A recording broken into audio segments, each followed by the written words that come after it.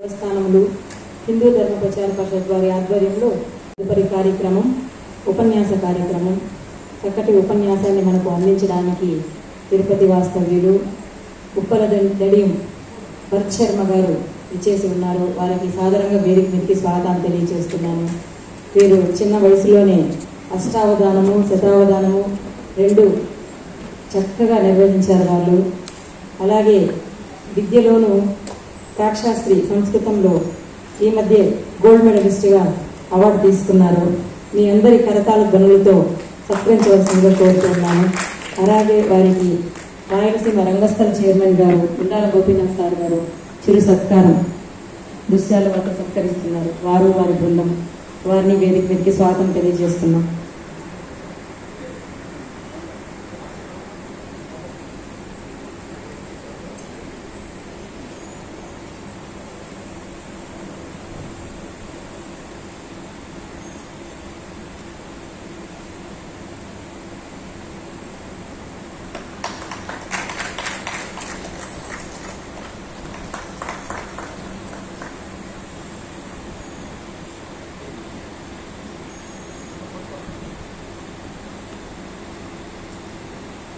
పోతున్నారు. ఈ కార్యక్రమాన్ని దిగ్విజయంగా చేయవలసిందిగా భక్తులను కోరుకుంటున్నాను. ఓం నమో వెంకటేశాయ.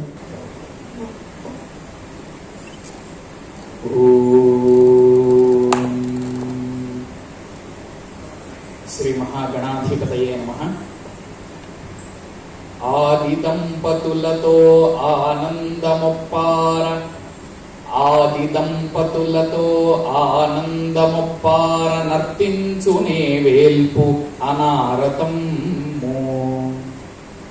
ఆది దంపతులతో ఆనందమొప్పార నర్తించునే వేల్పు అనారతమ్ము. బ్రహ్మాండ భాండాల పట్టి బంతులవోలె బ్రహ్మాండ భాండాల పట్టి బంతులవోలె క్రీడించునే వేల్పు అఖిల్బిషముగా. బ్రహ్మాండ భాండాల పట్టి బంతులవోలె క్రీడించునే వేల్పు అఖిల్బిషముగా. సర్వ విఘ్నఛటా సంహరణార్థమై సర్వ విఘ్నఛటా సంహరణార్థమై మురజంబునే వేల్పు మ్రోగజేయు. సర్వ విఘ్నఛటా సంహరణార్థమై మురజంబునే వేల్పు మ్రోగజేయు. మురజంబునే వేల్పు మ్రోగజేయు. దుష్ట రాక్షస కోటి తునిమివై జగతుండ దండంబునే వేల్పు దాల్చి చెలగు. అట్టి వేలుపు సకల విద్యా ప్రదాత అట్టి వేలుపు సకల విద్యా ప్రదాత సరస సంగీత సాహిత్య చక్రవర్తి.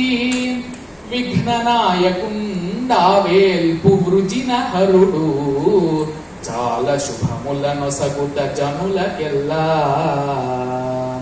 విఘ్ననాయకుండా వేల్పు వృజిన హరుడు చాలా శుభములనొసగుట జనులకెల్లా. శ్రీ మహాసరస్వత్యై నమః. స్థానము మోము ఆసనము తమ్మి స్థానము మోము ఆసనము తమ్మి కరంబున పుస్తకము. స్థానము మోము ఆసనము తమ్మి కరంబున పుస్తకము. తాయానమదొక్క పక్షి తాయానమదొక్క పక్షి నిగమావళి నేర్పుటి వృత్తి. నిగమావళి నేర్పుటి వృత్తి. ఇంక వీణా నినదంబు క్రీడ ఇంక వీణా నినదంబు క్రీడ. కరుణారసమో సహజ స్వభావము ఏ మానినికి స్థానము మోము ఆసనము తమ్మి కరంబున పుస్తకము. తాయానమదొక్క పక్షి నిగమావళి నేర్పుటి వృత్తి. ఇంక వీణా నినదంబు క్రీడ కరుణారసమో సహజ స్వభావము ఏ మానినికి అట్టి తల్లికి నమస్కవనంబు ఘటింతు వాణికిన్. ఓం నమో వెంకటేశాయ. అనగననంగని శుభ సమాహ్వయము అబ్బెడి శాంతి సౌఖ్యముల్. అనగననంగని శుభ సమాహ్వయము అబ్బెడి శాంతి సౌఖ్యముల్. వినగ వినంగ నీ స్తుతిని వీనుల విందుగా కల్గు భాగ్యముల్.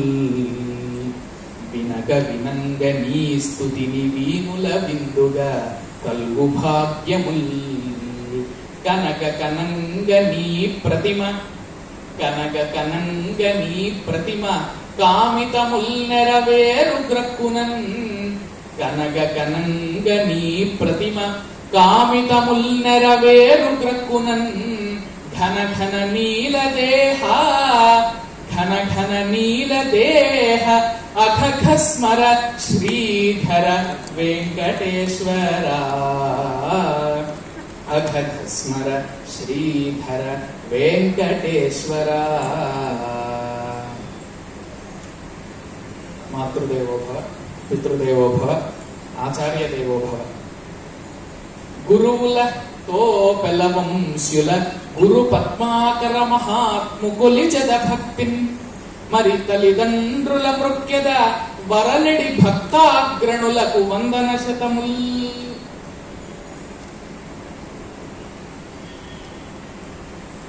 ఈ అత్యంత పవిత్రమైనటువంటి తిరుపతి పుణ్యక్షేత్రంలో సప్తాచలాధీశ్వరుడైనటువంటి శ్రీ వెంకటేశ్వర స్వామి వారి పాద సన్నిధిలో సనాతన ధర్మాన్ని పరిరక్షించడం కోసం, సనాతన ధర్మం అంటే ఏమిటో తెలియజేయడం కోసం, భగవంతుని యొక్క మాహాత్మ్యము కరుణ ఎటువంటిదో తెలియజేయడం కోసం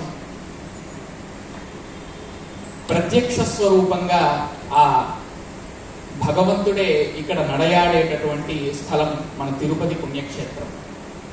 అటువంటి తిరుపతి పుణ్యక్షేత్రంలో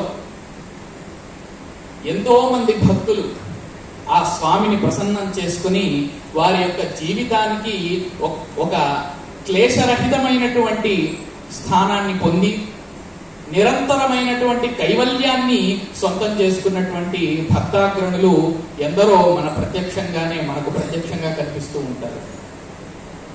ఆ విధంగా భగవంతుని ఏ విధంగా ఆశ్రయించాలి, భగవంతుణ్ణి ఆశ్రయిస్తే మన కష్టములు ఏ విధంగా తొలగుతాయి, భగవంతుణ్ణి ఆశ్రయించడానికి మనం ఎటువంటి మార్గాన్ని ఎన్నుకోవాలి అనేటటువంటి విషయాలను మనకు పురాణాలలో, వేదాలలో, అలాగే స్మృతి గ్రంథాలలో, కావ్యాలలో మన పెద్దలు అందిస్తూ వస్తూ ఉన్నారు.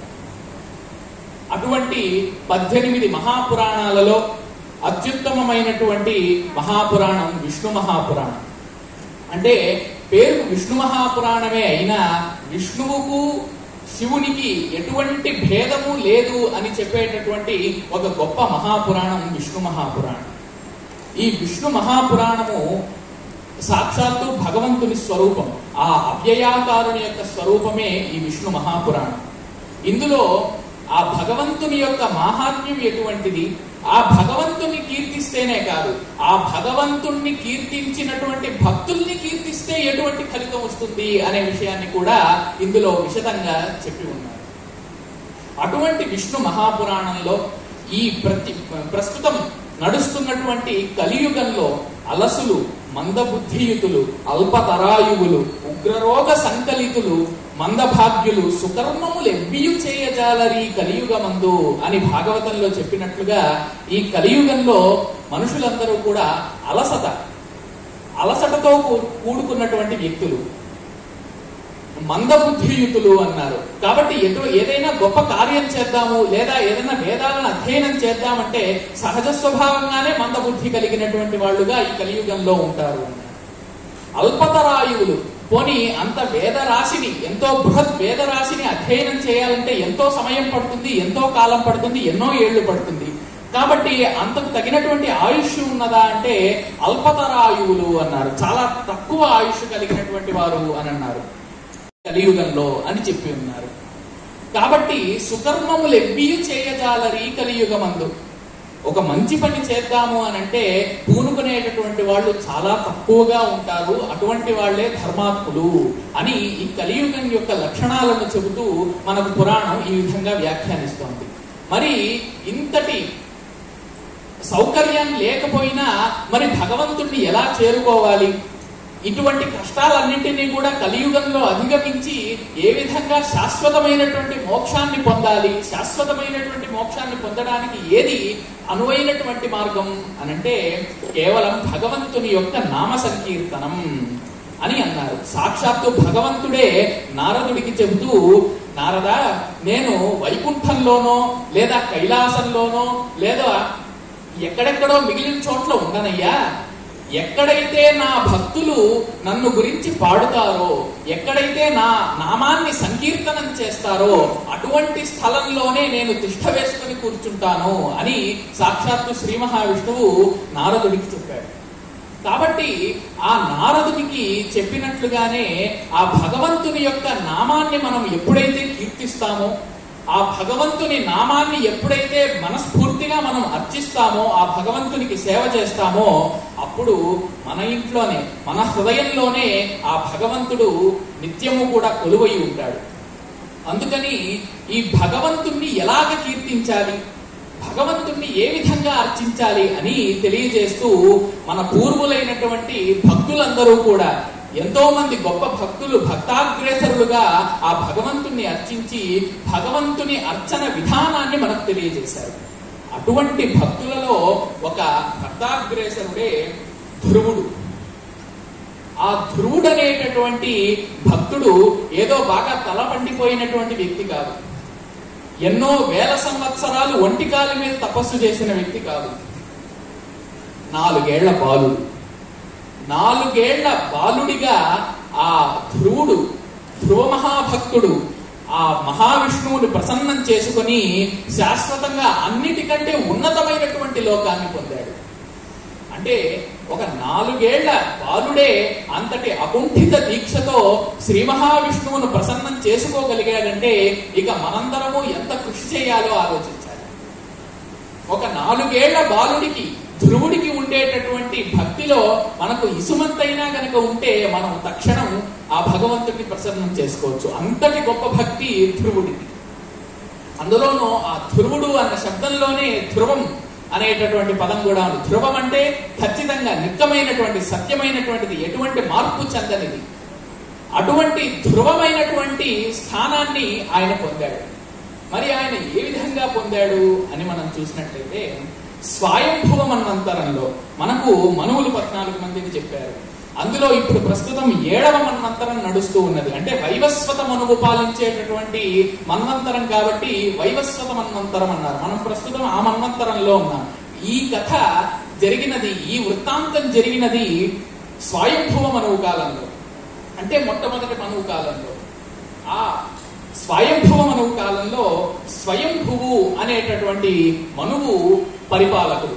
బ్రహ్మ మానవులను సృష్టించడానికి, ప్రజలందరినీ కూడా పరిపాలించడానికి బ్రహ్మ మనువులను సృష్టించాడు. ఆ మనువుల నుంచి పుట్టాం కాబట్టే మనమందరినీ కూడా మానవులు అనే పేరుతో పిలుస్తారు. మనువు నుంచి పుట్టాం కాబట్టి మానవులు అని అంటారు. కాబట్టి అటువంటి స్వయంభువ మనువు కాలంలో ఆ స్వయంభువునకు ప్రియవ్రతుడు, ఉత్తానపాదుడు అని 2 కుమారులు ఉండేవారు. మొదటి వ్యక్తి ఏమో ప్రియవ్రతుడు, రెండవ కుమారుడి పేరేమో ఉత్తానపాదుడు. వీళ్ళిద్దరూ కూడా ఎటువంటి వాళ్ళు అనంటే మహాపరాక్రమవంతులు. అలాగని పరాక్రమం ఉంది కదా అని ధర్మం తప్పేవాళ్ళు కాదు. ధర్మాన్ని ఆచరిస్తూ అధర్మాన్ని ఖండిస్తూ ఉండేటటువంటి పరాక్రమాన్ని కలిగినటువంటి వ్యక్తులు. అటువంటి ప్రియవ్రతుడు ఉత్తానపాదులలో ఉత్తానపాదుడికి సురుచి అనేటటువంటి మొదటి భార్య, సునీతి అనేటటువంటి రెండవ భార్య, 2 భార్యలు ఉండేవారు ఉత్తానపాదుడికి. అందులో ఉత్తానపాదుడికి సురుచి అనేటటువంటి మొదటి భార్య మీద కాస్త ప్రీతి ఎక్కువగా ఉండేది, కాస్త ఇష్టం ఎక్కువగా ఉండేది. అందుకని ఈ సునీతి అనేటటువంటి రెండవ భార్య కేవలం నామమాత్రంగా భార్యగా ఉండేది. అందులో ఆ సురుచి అనేటటువంటి మొదటి భార్యకు ఉత్తానపాదుడి వల్ల ఉత్తముడు అనే మొదటి కొడుకు పుట్టాడు, మొదటి పుత్రుడు పుట్టాడు. కాబట్టి సునీతికి ఉత్తానపాదుడికి మొదటి సంతానము ఉత్తముడు. ఇక సునీతికి ఉత్తానపాదుడికి పుట్టినటువంటి రెండవ భార్యకు సునీతికి ఉత్తానపాదుడికి పుట్టినటువంటి వాడే మన ధ్రువుడు. మొదటేమో సురుచికి ఉత్తానపాదుడికి ఉత్తముడు పుట్టాడు.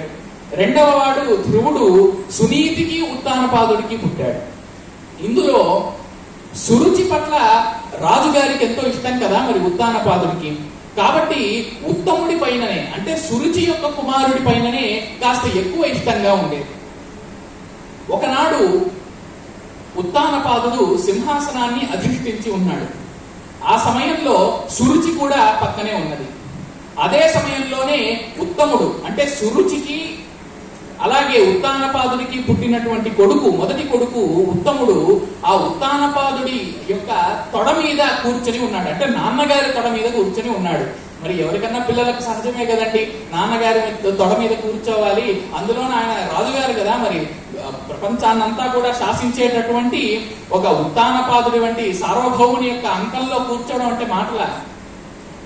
అందువలన ఉత్తముడు మొదటి కొడుకు ఉత్తానపాదుడి యొక్క అంకము మీద ఆసీనుడై ఉండగా అదే సమయంలోనే ధ్రువుడు కూడా అక్కడికి వచ్చాడు. ఇక ధ్రువుడు కూడా ఆయనకు కొడుకే కదా, పుత్రుడే కదా. కాబట్టి సహజమైనటువంటి మమకారంతో, సహజమైనటువంటి ఇష్టంతో ఆ ఉత్తానపాదుడి అంటే నాన్నగారి యొక్క తొడ మీద నేను కూడా కూర్చోవాలి అనే సంకల్పం చేసుకొని వెంటనే ఎంతో ప్రేమగా అనురాగంతో ఉత్తానపాదుడి దగ్గరికి వెళ్ళాడు. వెళ్ళి తొడ మీద కూర్చోబోతూ ఉంటే అప్పుడు సురుచి కూడా చూస్తూనే ఉన్నది. ఆ సురుచి చూస్తూ ఉండగా ఉత్తానపాదుడి తొడ మీద కూర్చోవాలనుకున్నాడు ధ్రువుడు. కానీ ఆ సురుచికి ఈ విషయం నచ్చలేదు, ఆ సురుచికి ఈ విషయం రుచించలేదన్నమాట. అందుకని అప్పుడు వెంటనే ఆ సురుచి ఈ విధంగా అంటూ ఉన్నది. సపత్నీ తనయం దృష్ట్వా తమంకారోహణోత్సుకం పితుః పుత్రం తదారూఢం సురుచిర్వాక్యమబ్రవీత్ క్రియతే కిం వృథా వత్స మహానేష మనోరథః అన్య స్త్రీ గర్భజాతేన సంపూయ మమోదరే. అంటే పోయి ధ్రువుడా, నీవు ఎంతో దుస్సాహసాన్ని చేయడానికి ఒడిగట్టావు. ఎందుకు అనంటే ప్రపంచాన్ని మొత్తం పాలించేటటువంటి సార్వభౌముడైనటువంటి ఉత్తానపాదుడు నీకు తండ్రియే కావచ్చు, కానీ నీ తల్లి సురుచి కాదు, నీ తల్లి నేను కాను, నీ తల్లి సునీతి. కాబట్టి రాజుగారికి నేనే మహారాణిని. అందువలన నీవు అన్య స్త్రీ గర్భంలో జన్మించినటువంటి బాలుడవు. కాబట్టి ఈ సింహాసనం మీద కూర్చునేటటువంటి అధికారం, మీ తండ్రి గారి ఒడిలో కూర్చునేటటువంటి అధికారం కేవలం నా కొడుకైనటువంటి ఉత్తముడికి మాత్రమే ఉన్నది. నీవు ఎంతో పాపాత్ముడవు, నీవు పుణ్యము ఏమాత్రము కూడా చేయని వాడవు. లేకపోతే నీవు అన్య స్త్రీ గర్భంలో ఎందుకు జన్మిస్తావు? ఒకవేళ నా గర్భంలో జన్మించి ఉంటే నీకు అప్పుడు రాజుగారి అంకము మీద కూర్చునేటటువంటి అధికారం కలిగి ఉండేది. కానీ నీవు అన్య స్త్రీ గర్భంలో నుంచి జన్మించావు కాబట్టి నీకు ఆ అధికారం ఇప్పుడు ఏమాత్రము కూడా లేదు. ఆ సురుచి ఎంతో కఠినాతి కఠినమైనటువంటి మాటలను ఆ పసి బాలుడి హృదయంలోకి బాణాలలాగా నాటిందన్నమాట. అందుకని ఏతద్ రాజాసనం సర్వభూభృ సంశ్రయకేతనం యోగ్యం మమైవ పుత్రస్య కిమాత్మా క్లిశ్యతే త్వయా. ఎంతో మంది రాజుల మణి కిరీటాల యొక్క ధగధగలు ఈ ఉత్తానపాదుడి యొక్క కాళ్ల మీద పడుతూ ఉంటాయి. అటువంటి గొప్ప రాజు యొక్క సింహాసనం మీద కూర్చోవడానికి, ఆసీనుడు కావడానికి కేవలం నా పుత్రుడు మాత్రమే అర్హుడు, ఉత్తముడు మాత్రమే అర్హుడు. కాబట్టి సునీతి గర్భమును జనించినటువంటి మందభాగ్యుడు అయిన నీవు ఏమాత్రము కూడా ఈ ఆసనంలో కూర్చోవడానికి అర్హుడవు కావు అని తేల్చి చెప్పేసింది సురుచి. కానీ 4 ఏళ్ల బాలుడు కదా, ఇంత మాత్రం ఎక్కడ అర్థం చేసుకోగలుగుతాడు? కాబట్టి వెంటనే బాధ, కోపం రెండూ కూడా ముఖంలో కనిపించాయి ధ్రువుడికి. వెంటనే పరిగెట్టుకుంటూ వాళ్ళ అమ్మగారి దగ్గరికి వెళ్ళాడు. చూసారా, అది సంస్కారం అంటే తన పెద్దమ్మ అంటే ఒక సపత్ని తనను తిట్టినా, ఎంత అరిచినా తనను ఎదిరించక, తన తండ్రి కూడా ఏమీ మాట్లాడలేదు. సురుచి ఈ విధంగా అంటూ ఉంటే ఉత్తానపాదుడు కూడా ఏమీ మాట్లాడలేదు. కాబట్టి తన తండ్రిని కూడా ప్రశ్నించక తన తల్లి దగ్గరికి వెళ్ళి, అమ్మా ఈ విధంగా జరుగుతోంది, దీనికి ఏమిటి పరిష్కారం అని అడగడానికి వెళ్ళాడు. కాబట్టి సభలలో లేదా కొన్ని సందర్భాలలో అవమానం జరిగినా, ఎంత బాధ కలిగినా, ఎంత క్రోధం కలిగినా అది ఎక్కడ వ్యక్తీకరించాలో అక్కడ వ్యక్తీకరించాలి అనేటటువంటిది మనకు ధ్రువుడు చెబుతూ ఉన్నాడు. కాబట్టి అప్పుడు ధ్రువుడు తన తండ్రి కూడా ఏమీ మాట్లాడకపోయేసరికి ఎంతో అవమానాన్ని ఎదుర్కొన్నాడు. ఎందుకంటే రాజపుత్రుడు కదా, మరి ఆ మాత్రం గౌరవం కోరుకుంటాడు. ఆ గౌరవం దక్కకపోయేసరికి 4 ఏళ్ల రాజపుత్రుడికి కూడా ఎక్కడ లేని కోపం వచ్చేస్తుంది. వెంటనే తన తల్లి సునీతి దగ్గరికి వెళ్ళాడు. ఆ సునీతి ధ్రువుణ్ణి చూసింది. ధ్రువుణ్ణి చూసి ధ్రువుడి పెదాలు అదురుతూ ఉన్నాయి, కనుబొమ్మలు ఎగురుతూ ఉన్నాయి, కళ్ళు ఎర్రగా అయిపోయాయి. ఒక పక్క బాధ, ఒక పక్క కోపం రెండూ కనిపిస్తూ ఉన్నాయి. అటువంటి ధ్రువుణ్ణి చూసి, ఏమయ్యా రాజపుత్ర, ధ్రువ, నీవు ఎందుకు ఏడుస్తూ ఉన్నావు? నీవెందుకు కోపంగా ఉన్నావు? నీకు ఎవరన్నా అవమానం చేశారా? మీ నాన్నగారు సింహాసనాన్ని అధిష్ఠించి ఉన్నారు. కాబట్టి మీ నాన్నగారిని చూసి కూడా ఎవరు నిన్ను అవమానించడానికి పూనుకోరే, వారికి అందరికీ కూడా రాజుగారంటే అంత గౌరవం అని సునీతి ఏమిటి కారణం అని కనుక్కుందామని ధ్రువుణ్ణి ప్రశ్నిస్తూ ఉంది. అప్పుడు ధ్రువుడు జరిగిందంతా చెప్పాడు. అమ్మా, నువ్వేమో నాన్నగారిని చూసి ఎవరు నన్ను అవమానించారంటున్నావు, కానీ ఆ నాన్నగారే అవమానించారంటున్నాడు. కాబట్టి ఆ సురుచి చెప్పినటువంటి మాటలు, నేను నాన్నగారి తొడ మీద కూర్చునేటటువంటి భాగ్యం లేదని నాకు చెప్పినది, నేను పుణ్యవంతుడిని కాను అని చెప్పినది, నేను మందభాగ్యుడనని చెప్పినది, నేను నీ కడుపున పుట్టడం ద్వారా నేను మందభాగ్యుడనయ్యానని, తండ్రి యొక్క అంకం మీద కూర్చునే అధికారాన్ని కోల్పోయానని ఆ సురుచి బాణాల్లాంటి మాటలను నా మృదువైన హృదయంలోకి నాటినది అమ్మ సునీతి అని ధ్రువుడు చెప్పాడు. ఆ చెప్పిన మాటలన్నీ విని సునీతి కూడా విలపించింది. ధ్రువ, మీ పెద్దమ్మ చెప్పినటువంటి మాట నిజమే. నీవు భాగ్యవంతుడు కావు, లేకపోతే నా కడుపున ఎందుకు జన్మిస్తావు? నా కడుపున జన్మించడం వల్ల నీకు ఆ నాన్నగారి సింహాసనం మీద కూర్చునేటటువంటి అధికారం పోయినది. ఆ సురుచి చెప్పినదే నిజం. ఎందుకంటే ఆ సురుచి అందే ఉత్తానపాదుడికి సురుచి ఎక్కువ. అంటే సురుచి అంటే మంచి రుచి, మంచి అభిరుచి. ఆ ఉత్తానపాదుడికి సురుచి అంటే ఎక్కువ ఇష్టం కదా సునీతి కంటే.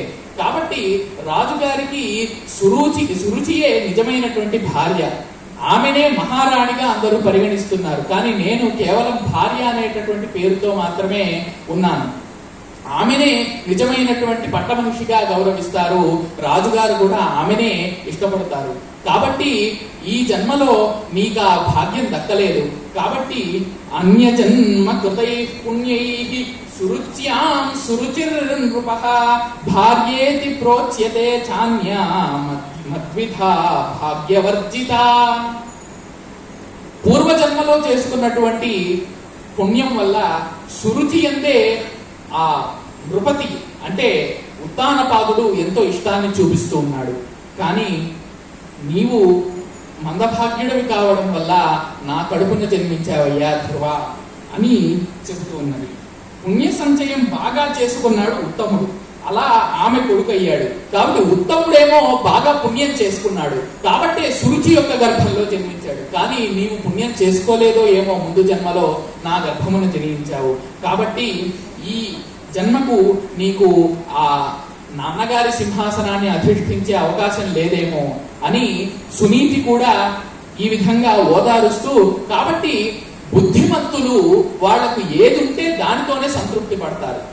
ఒక విషయం దక్కలేదని, ఒక పదవి దక్కలేదని బాధపడరు, దుఃఖపడరు. కాబట్టి నీవు కూడా బుద్ధిమంతుడివి కదా.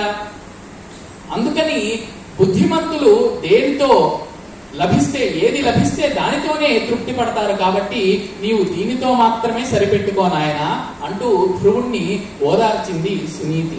అప్పుడు చెబుతూ ఉన్నారు, ఈ విధంగా సురుచి చేసినటువంటి అవమానాన్నంతా కూడా సునీతికి ఎంత చెప్పినా ఆమె కూడా ఇలా ఓదార్చేసరికి ఇక చివరిగా సునీతి ఏం చేస్తోంది? సుశీలో భవ ధర్మాత్మ మైత్ర ప్రాణిహితే రతః నిమ్నం యథాపః ప్రవణాః పాత్రమాయాంతి సంపదః. మరి ధ్రువుడు కూడా అటువంటి ఉత్తమ పదవిని పొందాలంటే ఏం చేయాలి?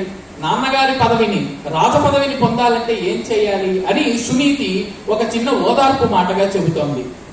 నీవు ధర్మాన్ని పాటించేవాడివిగా, నీవు సుశీలుడివిగా, మంచి ప్రవర్తన కలవాడివిగా అయితే గనక, ధర్మాన్ని పాటిస్తే గనక భూతముల పట్ల అంటే సర్వ ప్రాణుల పట్ల సమదృష్టిని కలిగిన వాడవైతే ధర్మాత్ములకు సంపదలు తామంతటా అవే వస్తాయి. కాబట్టి ప్రత్యేకంగా ప్రయత్నించవలసినటువంటి అవసరం ఉండదు ధ్రువ. అందుకని నీవు సుశీలుడవి కమ్ము, ధర్మాత్ముడివిగా. అలా అయితే నీకు ఈ పదవి ఏంటి, ఏ పదవైనా కూడా సులభంగా దానంతటా అదే వస్తుంది అని సునీతి ఒక ఓదార్పు వాక్యాన్ని చెప్పింది. అప్పుడు ధ్రువుడు చెబుతున్నాడు, అమ్మా నాకు ఊరడింపు కలిగేటట్లుగా నీవు ఎంత ఉపదేశం చేసినా సురుచి పలిగినటువంటి దుష్ట వాక్యాలు నా హృదయంలో శాంతిని కలిగించడం లేదు. కాబట్టి నేను ఒక నిర్ణయాన్ని ఎంచుకున్నాను. ఏ ప్రక్రియ చేస్తే, ఏ పూజ చేస్తే, ఏ ప్రయత్నం చేస్తే ఈ రాజ పదవి కాదు కదా, ఈ లోకంలో ఉన్నటువంటి అన్ని పదవుల కంటే ఉన్నతమైనటువంటి స్థానం కలుగుతుందో అటువంటి స్థానాన్ని నేను పొందడానికి ఏం ప్రయత్నం చేయాలో నేను దాన్ని చేయాలని అనుకుంటూ ఉన్నాను. ఎందుకంటే ఈ రాజ పదవి పొందానంటే ఇది ఉత్తముడు కూడా పొందుతాడు. కాబట్టి ఇందులో గొప్పేముంది? మళ్ళీ సురుచి నన్ను నిందిస్తుంది. అలా కాదు, ఈ రాజ పదవియే కాదు, ఈ లోకంలో ఉన్నటువంటి అన్ని పదవుల కన్నా, ఈ అండపిండ బ్రహ్మాండాలలో ఉండేటటువంటి అన్ని పదవుల కన్నా ఉత్తమమైనటువంటి పదవిని నేను పొందాలని అనుకుంటున్నాను. అమ్మా, సురుచి కడుపులో పుట్టనంత మాత్రాన నేను భాగ్యవంతుడిని కాను అని నేను చెప్పను. నీ కడుపులో పుట్టినటువంటి వ్యక్తినైనా నేను కూడా ఎంతో భాగ్యవంతుడనే అని నిరూపిస్తాను అని ఒక గొప్ప సంకల్పాన్ని చేసుకున్నాడు ధ్రువుడు. ఉత్తముడు నా సోదరుడు, అతడు నీ కడుపున పుట్టక సురుచి గర్భాన పుట్టాడు. అంటే ఇంతకుముందు ఏమన్నారు? సురుచి, నీవు నా కడుపున పుట్టక సునీతి గర్భాన పుట్టావు కాబట్టి నీవు భాగ్యవంతుడు కావు అనింది ఆమె సురుచి. కానీ ఇప్పుడు ధ్రువుడు అంటున్నాడు, ఉత్తముడు నా సోదరుడు, అతడు సురుచి గర్భాననే పుట్టాడు కాబట్టి అతడు కదా అసలు భాగ్యవంతుడు కాడు, నేను సునీతి కడుపున పుట్టాను. అంటే మంచి నీతి కలిగినటువంటి వ్యక్తిత్వం నాది. కాబట్టి అతన్నే సింహాసనాన్ని పొందుగాక, అతడే సింహాసనాన్ని అధిరోహించుగాక, నాకు ఎటువంటి నష్టము లేదు. ఆ సింహాసనం కంటే, అన్ని పదవుల కంటే ఉన్నతమైనటువంటి పదవిని, సముచ్చమైనటువంటి పదవిని నేను ఇవాళ పొందడానికి ప్రయత్నం చేయాలనుకుంటున్నాను అని ఆ ధ్రువుడు 4 ఏళ్ల బాలుడు శపథం చేశాడు ఒక్కసారిగా. అప్పుడు నాణ్యదత్తమభీప్సామి స్థానమంబ స్వకర్మణ ఇచ్ఛామి తదహం స్థానం ఎన్న ప్రాప పితామమ. అంటే నేను స్వయం శక్తితో ఎవరి చేత ఇవ్వబడని స్థానాన్ని పొందగోరుతున్నాను. అంటే ఇప్పుడు రాజ పదవిని పొందాలంటే ఉత్తానపాదుడు అంటే నా తండ్రి నాకు అది ఇవ్వాలి. కానీ ఎవ్వరూ ఇవ్వలేనటువంటి పదవిని, ఎవ్వరూ పొందడానికి అర్హులు కానటువంటి పదవిని నా తండ్రి గారు కూడా, మా తండ్రి గారు ఉత్తానపాదుడు కూడా పొందలేనటువంటి గొప్ప పదవిని నేను పొందడానికి ఇప్పుడు ప్రయత్నం చేస్తాను నుంచి బయటకు వచ్చాడు. ఆ ఊరి నుంచి కూడా బయటికి వచ్చేసి ఒక వనాన్ని, ఉద్యానవనంలోకి ప్రవేశించాడు. అక్కడ మరీచి, అత్రి, అంగిరుడు, పులస్త్యుడు, క్రతువు, పులహుడు, వశిష్ఠుడు అనే 7 మంది మహర్షులు, సప్తర్షులు కూడా ఆ ఉద్యానవనంలో దండక మండలాలు ధరించి, కృష్ణాజన వస్త్రాలను ధరించి తపస్సు చేసుకుంటూ, ధ్యానం చేసుకుంటూ ఆ పరమాత్మను తమ మనోనేత్రం ద్వారా దర్శిస్తూ లీనమైపోయి ఉన్నారు. ఆ మహర్షులను చూశాడు ధ్రువుడు. ఆ మహర్షులను చూసి వాళ్లకు నమస్కరించి, మహర్షులందరికీ నమస్కారములు అని ఎంతో వినయంగా సాష్టాంగ నమస్కారాలు చేశాడు ఆ ధ్రువుడు. అప్పుడు మహర్షులందరూ కూడా ఇతన్ని కారణజన్ముడిగా గుర్తించి, స్వయంభువ మనువుకు పౌత్రుడిగా, మనమడిగా గుర్తించి వాళ్ళు కూడా కళ్ళు తెరిచి ఆ అబ్బాయిని ఆశీర్వదించడానికి పూనుకున్నారు. అంటే భాగవతంలో కేవలం నారదుడే ఉన్నాడని చెప్పారు తప్ప విష్ణు పురాణంలో ఈ సప్త ఋషులు కూడా ఉన్నారు అని చెప్పి మనకు చెబుతూ ఉన్నారు. ఆ సమయంలో ఆ ఉద్యానవనంలో ఆ సప్త ఋషులు కూడా ఉండి ఆ ధ్రువుణ్ణి అనుగ్రహించడానికి పూనుకున్నారు. ఉత్తానపాదతనయం మాం నిబోధత సత్తమాహ జాతం సునీత్యాం నిర్వేదాద్ యుష్మాకం ప్రాప్తమంతికం. నేను ఉత్తానపాదుని కుమారుడైనటువంటి ధ్రువుణ్ణి అని మీకు నివేదిస్తూ ఉన్నాను. మహర్షులారా, ఈ మా తల్లిగారి పేరు సునీతి. నేను ఆమె గర్భమును జయించాను. ఆ విషాదంతో నేను నేడు మీ దగ్గరికి వచ్చాను అని అన్నారు. ఒక్కసారిగా మునులందరికీ ఆశ్చర్యం కలిగింది. 4 ఏళ్ల బాలుడా, ఇతడికి పోయి బాధ, ఇతడికి కోపమా? 4 ఏళ్ల వయసులో హాయిగా ఆడుకోవాల్సింది పోయి ఇలాగా సంచి పట్టుకొని వచ్చేసి ఉద్యానవనంలోకి వచ్చేసి మా దగ్గరికి రావడం ఏమిటయ్యా అని ఋషులందరూ కూడా ఆశ్చర్యంతో పలకడం మొదలు పెట్టారు. అంటే 4 ఏళ్ల వయసులో నీకు బాధ అనేది తెలియదు, సుఖం అనేది తెలియదు, కోపం అనేది తెలియదు, సంతోషం అనేది తెలియదు. కానీ ఈ వయసులోనే నీవు ఇంత కోపాన్ని పొందడానికి ఏమిటి కారణం? 4-5 ఏళ్ల వయసు ఉన్నాడు బాలుడు, కానీ అతని నిర్వేదానికి గల కారణం ఏమిటో వాళ్లకు అర్థం కావడం లేదన్నమాట. అప్పుడు వాళ్ళు ధ్రువుణ్ణే అడుగుతూ ఉన్నారు, ధ్రువ, నీకు ఎటువంటి అనారోగ్యం కూడా ఉన్నట్టుగా మాకు కనిపించడం లేదు. ఎందుకంటే కనీసం అనారోగ్యం ఉంటేనన్నా నీకేమన్నా బాధ కలిగిందేమో అనుకోవచ్చు. కానీ నువ్వు హాయిగా చూడడానికి ఎంతో ప్రశాంతంగా కనిపిస్తున్నావు, ఎంతో ఆరోగ్యం కలిగిన శరీరం గలవాడిగా కనిపిస్తూ ఉన్నావు. నీ బుగ్గలను ఇలా ముట్టుకుంటే అందులోంచి పాలు గారిపోతాయో ఏమో అన్నంత లేత బుగ్గలు నీకున్నాయి. కాబట్టి నీకు ఈ నిర్వేదం కలగడానికి, ఈ విషాదం కలగడానికి ఏమిటి కారణం అని వాళ్ళు అడగడం మొదలు పెట్టారు. అప్పుడు వాళ్ళందరికీ ధ్రువుడు నమస్కరించి, మునులారా, మా పెద్దమ్మ అంటే మా నాన్నగారికి మొదటి భార్య అయినటువంటి సురుచి నన్ను తన గర్భంలో జన్మించకపోవడం వల్ల అందభాగ్యుడిగా చెప్పింది. తన గర్భంలో జన్మించకపోవడం వల్ల నేను రాజాసనాన్ని పొందలేను, ఆ పదవిని పొందలేను అని చెప్పింది. మా తండ్రి గారి అంకం మీద కూర్చోవడానికి నాకు అర్హత లేదు అని ఆ సురుచి చెప్పింది. కాబట్టి నాకు ఆ హృదయ శల్యాయమానములుగా ఆ మాటలన్నీ కూడా తోచాయి. నా హృదయంలో బాణాలలాగా ఆ మాటలన్నీ కూడా ఇప్పటికీ కూడా వినిపిస్తూనే ఉన్నాయి. కాబట్టి ఇటువంటి అవమానాన్ని నేను భరించలేను. అందుకని నేను మీ దగ్గరికి ఏదన్నా ఉపాయం కోరుదామని వచ్చాను అని వాళ్ళు అన్నారు. ఆ ధ్రువుడు అనగా వెంటనే ఆ మహర్షులందరూ కూడా ఆశ్చర్యపోయారు. 4 ఏళ్ల కుర్రవాడికి ఇంత పంతమా? అహోక్షాత్రం పరంతేజో బాలస్యాపి యదక్షమ సపత్న్యా మాతురుక్తస్య హృదయాన్నాపసర్పతి అన్నారు ఆ మహర్షులందరూ. అంటే 4 ఏళ్ల బుడతడే కావచ్చు, ఇతడి క్షాత్రము, ఇతడి తేజస్సు, ఇతడి రాజకుమారత్వము, ఇతని లక్షణం మాత్రము ఏమాత్రం తక్కువ కాదు. అంటే ఇతడు బాలుడే అయినా ఇతడికి ఎంతో గొప్ప తేజస్సు ఉన్నది, ఇతడికి ఎంతో గొప్ప పట్టుదల ఉన్నది. కాబట్టి ఈ మాటలన్నిటినీ కూడా అతడు తీసుకోలేకపోతూ ఉన్నాడు. అందుకని ధ్రువ, నీకు మా నుంచి ఎటువంటి సహాయం కావాలని కోరుకుంటున్నావో నీవు తెలియజేయి అని ఆ మహర్షులందరూ కూడా అడిగారు. మేము నీకు ఎటువంటి సహాయం చేయగలిగినా దాన్ని తప్పకుండా చేస్తాం అని అడిగారు. నీకు ఏం కావాలో కోరుకోమన్నారు. ఎందుకంటే మొట్టమొదట ఈ మహర్షులే ఎంతో గొప్పవాళ్ళు కదా, వాళ్లే ఏమన్నా కూడా ఇవ్వగలరు ఈ ధ్రువుడికి. అందుకని ధ్రువుడిని కోరుకోమనగా అప్పుడు చెబుతూ ఉన్నాడు, నాహమర్థమభీప్సామి నరాజ్యం ద్విజసప్తమాః తత్స్థానమేకమిచ్ఛామి భుక్తం నామ్యేన యత్పురా. మహర్షులారా, నేను చిన్న చిన్న వస్తువుల్ని కోరదలుచుకోలేదు, చిన్న చిన్న వరాలను కోరదలుచుకోలేదు. నాహమర్థమభీప్సామి, నేను డబ్బును కోరుకోవడం లేదు. నరాజ్యం ద్విజసప్తమాః, నేను రాజ పదవిని పొందాలనుకోవడం లేదు. నా చేతుల్లో సామ్రాజ్యం ఉండాలని కూడా నేను కోరుకోవడం లేదు. కానీ నా కోరిక ఒక్కటే, అది తత్స్థానం ఏకమిచ్ఛామి భుక్తం నాణ్యేన యత్పురా.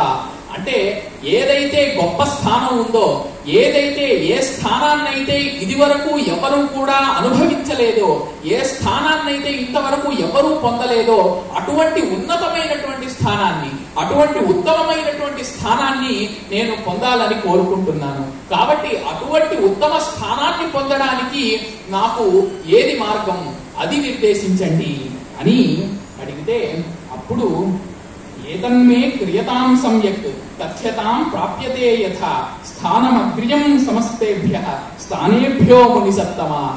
అన్నిటికంటే కూడా ఉన్నతమైనటువంటి స్థానం ఏదో దాన్నే మీరు నాకు తెలియజేయండి అని అడిగారు. అప్పుడు మరీచి మహర్షి చెప్పడం మొదలుపెట్టాడు. అనారాధిత గోవిందైః నరై స్థానం నృపాత్మజ నహి సంప్రాప్యతే శ్రేష్టం తస్మాదారాధయ అచ్యుతం.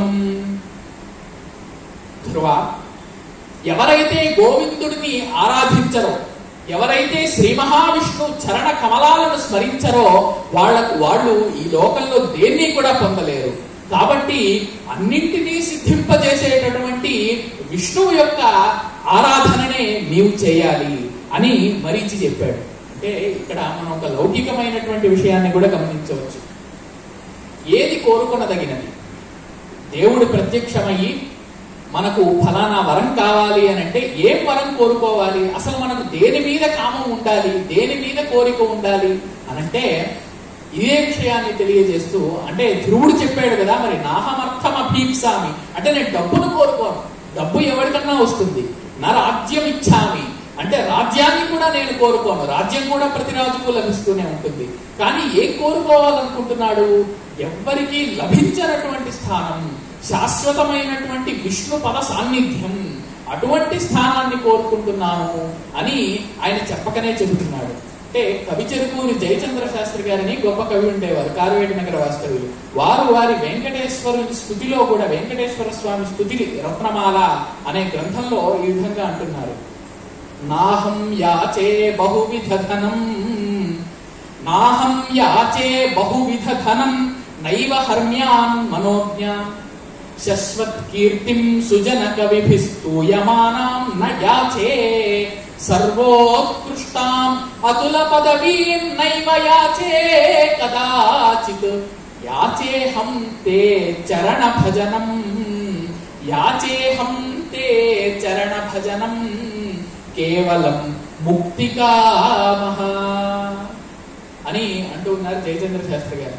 అంటే నాహం యాచే బహువిధ ధనం, నేను అనేక రకాలైనటువంటి ధనాన్ని కోరుకోవడం లేదు.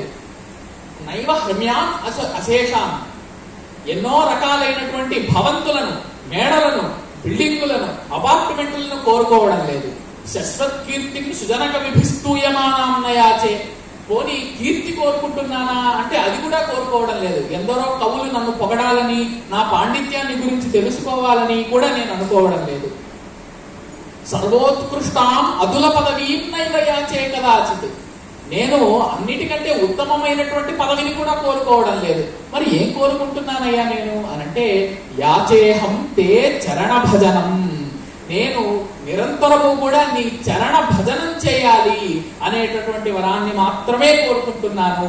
నాకు నిత్యము కూడా నీ యందు భక్తి ఏదైతే నిత్యంగా ఉంటుందో, ఏదైతే నీ యందు భక్తి ఎప్పుడు బయలు వెడలిపోదో, నాశనం కాదో, అటువంటి భక్తిని, నీ చరణములను పూజించేటటువంటి ఆసక్తిని, నీ చరణాల్ని పూజించేటటువంటి శక్తిని నేను కోరుకుంటున్నాను. కేవలం ముక్తికామః, నేను కేవలం కూడా ముక్తి పట్ల ఆసక్తిని కలిగిన వాడనై ఉంటున్నాను అని జయచంద్ర శాస్త్రి గారు చెప్పినట్టుగా ఇక్కడ ధ్రువుడు కూడా మనకు చెబుతూ ఉన్నాడు.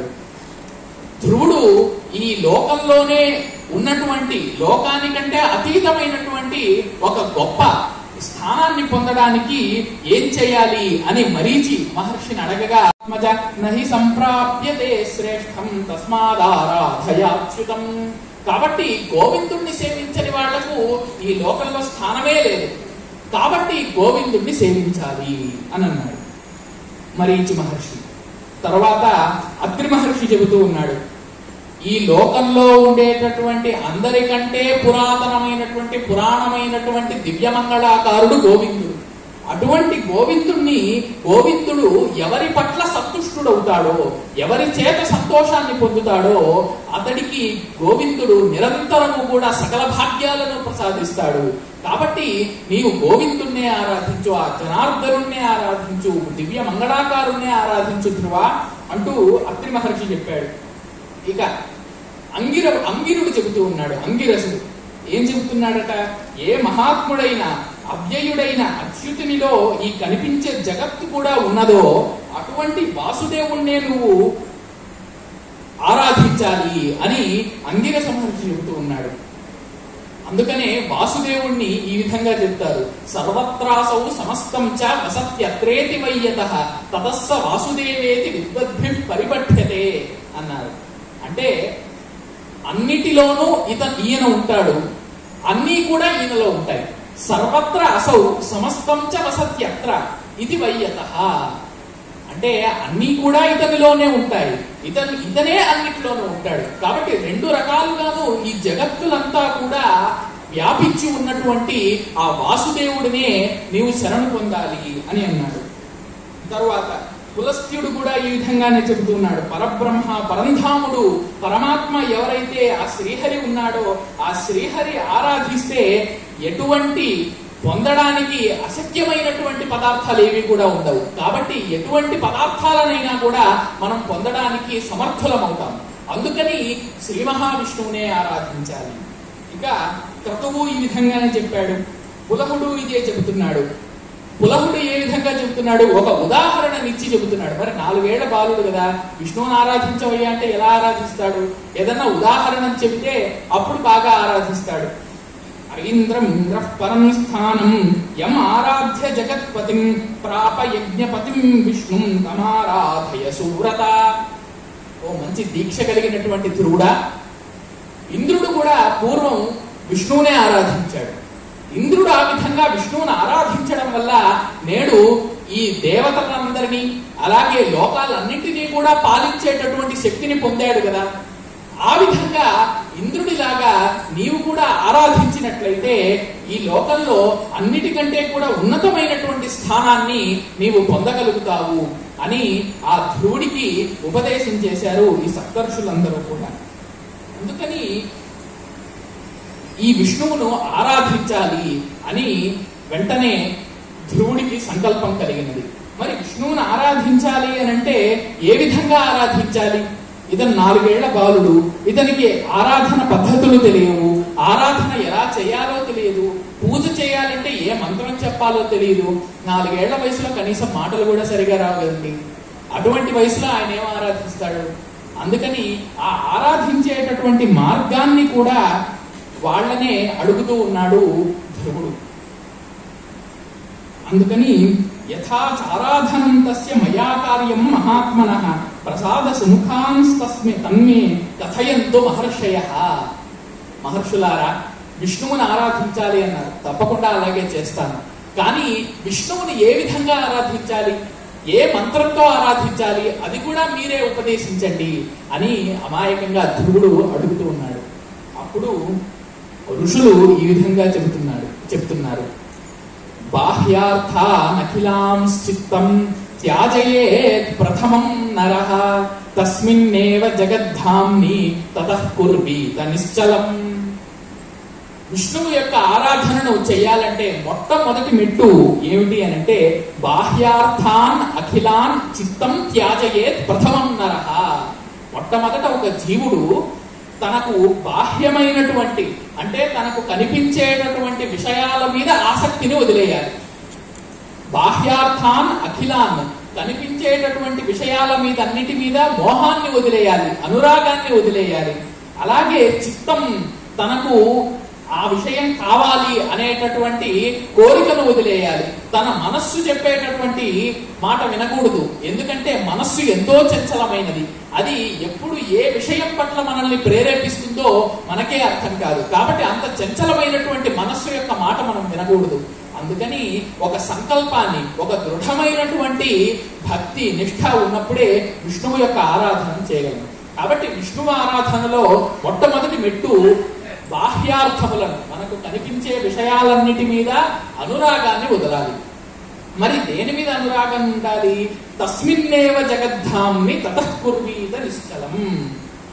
మన మనస్సును కేవలం ఆ జగత్ ప్రకాశకుడైనటువంటి శ్రీ మహావిష్ణువులో, శ్రీ మహావిష్ణువు యొక్క పాదపద్మాల మీద, శ్రీ మహావిష్ణువు యొక్క దివ్య మంగళ స్వరూపం మీద, ఆయన యొక్క తత్వం మీదనే మన మనస్సును ఎప్పుడైతే నిగ్రహిస్తామో, మన మనస్సును ఎప్పుడైతే లగ్నం చేస్తామో, ఆ సందర్భంలోనే మనం ఆరాధనకు మొట్టమొదటి మెట్టు ఎక్కిన వాళ్ళం అవుతాము అని వాళ్ళందరూ కూడా మహర్షులు ధ్రువుడికి ఉపదేశం చేశారు. ఆ విధంగా ఉపదేశం చేసి, నాయన ధ్రువ, ఇప్పుడు మేము ఇచ్చేటటువంటి మంత్రము వాసుదేవుని ద్వాదశాక్షరి మంత్రము. ఈ మంత్రము ఎంతో కూడా పవిత్రమైనటువంటిది. ఆ హిరణ్య గర్భుడు, పురుషుడు, ప్రధానుడు, అవ్యక్త రూపుడు, వాసుదేవుడైనటువంటి శుద్ధ జ్ఞానస్వరూపుడికి నమస్కారము అనే అర్థాన్ని ఇచ్చే గొప్ప మంత్రాన్ని ఇప్పుడు మేము నీకు ఉపదేశించబోతున్నామని వాసుదేవుని యొక్క మంత్రాన్ని, ద్వాదశాక్షరి మంత్రాన్ని ఉపదేశించారా మహర్షులందరూ కూడా. ఈ మంత్రము ఎటువంటి మహాత్మ్యం కలిగినదో కూడా చెబుతూ ఉన్నారు. ఈ మంత్రాన్ని జపించడం వల్ల స్వయంభువు అంటే మీ తాతగారు ఉత్తానపాదుడి యొక్క తండ్రి ఈ లోకంలో అన్ని రకాల భాగ్యాలను పొందాడు. ఈ మంత్రాన్ని జపించడం ద్వారా సాక్షాత్తు శ్రీ మహావిష్ణువును ప్రసన్నం చేసుకుని సకల శుభాలను, భాగ్యాలను, భోగాలను, ఐశ్వర్యాన్ని పొంది ఈ లోకాలన్నింటినీ కూడా ఏలేటటువంటి మహారాజుగా, ప్రజాపతిగా, మనువుగా మీ తాతగారు కూడా ఒకప్పుడు విలసిల్లారు. అందువల్ల నీవు ఈ మంత్రాన్ని నిష్ఠగా చేయడం వల్ల నువ్వు కోరుకునేటటువంటి ఉత్తమమైనటువంటి స్థానం లభిస్తుంది అని ఆ మహర్షులందరూ కూడా పలికి, నీవు నిశ్చలంగా, నిర్మలంగా, నిర్మలమైనటువంటి మనస్సుతో, మొక్కబోనటువంటి నిష్ఠతో ఈ మంత్రాన్ని జపిస్తే నీకు సకల శుభాలు కలుగుతాయి అని అతనికి ఉపదేశం చేసి వాళ్ళు స్వస్తి పలికారు సప్తర్షులందరూ కూడా. అప్పుడు ధ్రువుడు ఇక వాళ్ళు ఇచ్చినటువంటి మంత్రంతో ఎంతో సంతృప్తి చెంది వాళ్ళు ఇచ్చినటువంటి మంత్రాన్ని జపించి సాక్షాత్తు ఆ శ్రీ మహావిష్ణువుని ప్రసన్నం చేసుకుని ఎలాగైనా సరే ఉత్తమమైనటువంటి స్థానాన్ని పొందాలి అనేటటువంటి సంకల్పాన్ని దృఢంగా చేసుకుని మధువనానికి వెళ్ళసాగాడు. యమునా తీరంలో మధువనం అనేటటువంటి ఒక గొప్ప వనం ఉండేది. అదే మధురా నగరంలో ఉన్నదన్నమాట. అంటే పూర్వం మధువు అనేటటువంటి రాక్షసుడు అక్కడ ఉండడం వల్ల దానికి మధువనం అనేటటువంటి పేరు వచ్చింది. అలాగే మహాబలవంతుడు మధువు యొక్క కుమారుడైనటువంటి లవణాసురుణ్ణి శత్రుఘ్నుడు సంహరించి అక్కడే మధుర అనేటటువంటి పురాన్ని నెలకొల్పాడు శత్రుఘ్నుడు. కాబట్టి దానికి మధుర అనేటటువంటి పేరు వచ్చింది ఆ నగరానికి. అటువంటి నగరంలో అక్కడ సమీపంలోనే యమునా నదికి సమీపంలో ఉన్న వనంలో, మధువనం అనే పేరు కలిగిన వనంలో ధ్రువుడు తపస్సు చేయడానికి నిశ్చయించుకున్నాడు. అతను ఏ విధంగా తపస్సు చేసుకున్నాడట? ఆ అరణ్యంలో సమస్త పాపాలను హరించే దేవదేవుడైనటువంటి శ్రీహరి కొలువై ఉంటాడు. మధురలో ఆవాహన చేయకపోయినా కూడా, అంటే భగవంతుణ్ణి మూర్తిలోకి ఆహ్వానించకపోయినా ఆయన ఎప్పుడూ మధురలోనే ఉంటాడని ప్రతీతి అన్నమాట. అంత గొప్ప నగరం మధుర, అంత గొప్ప పుణ్యక్షేత్రం మధుర. అటువంటి మధురలో యమునా తటి ఆ పుణ్య జలాలలో స్నానం చేసి ధ్రువుడు కృతనిశ్చయుడై శ్రీ మహావిష్ణువు యొక్క జపానికి పూనుకున్నాడు. విష్ణుమేవ ఆత్మ సంశ్రయం దృష్టవాన్ పృథివీనాథ పుత్రో నాణ్యత్ కథంచన అని అన్నారు.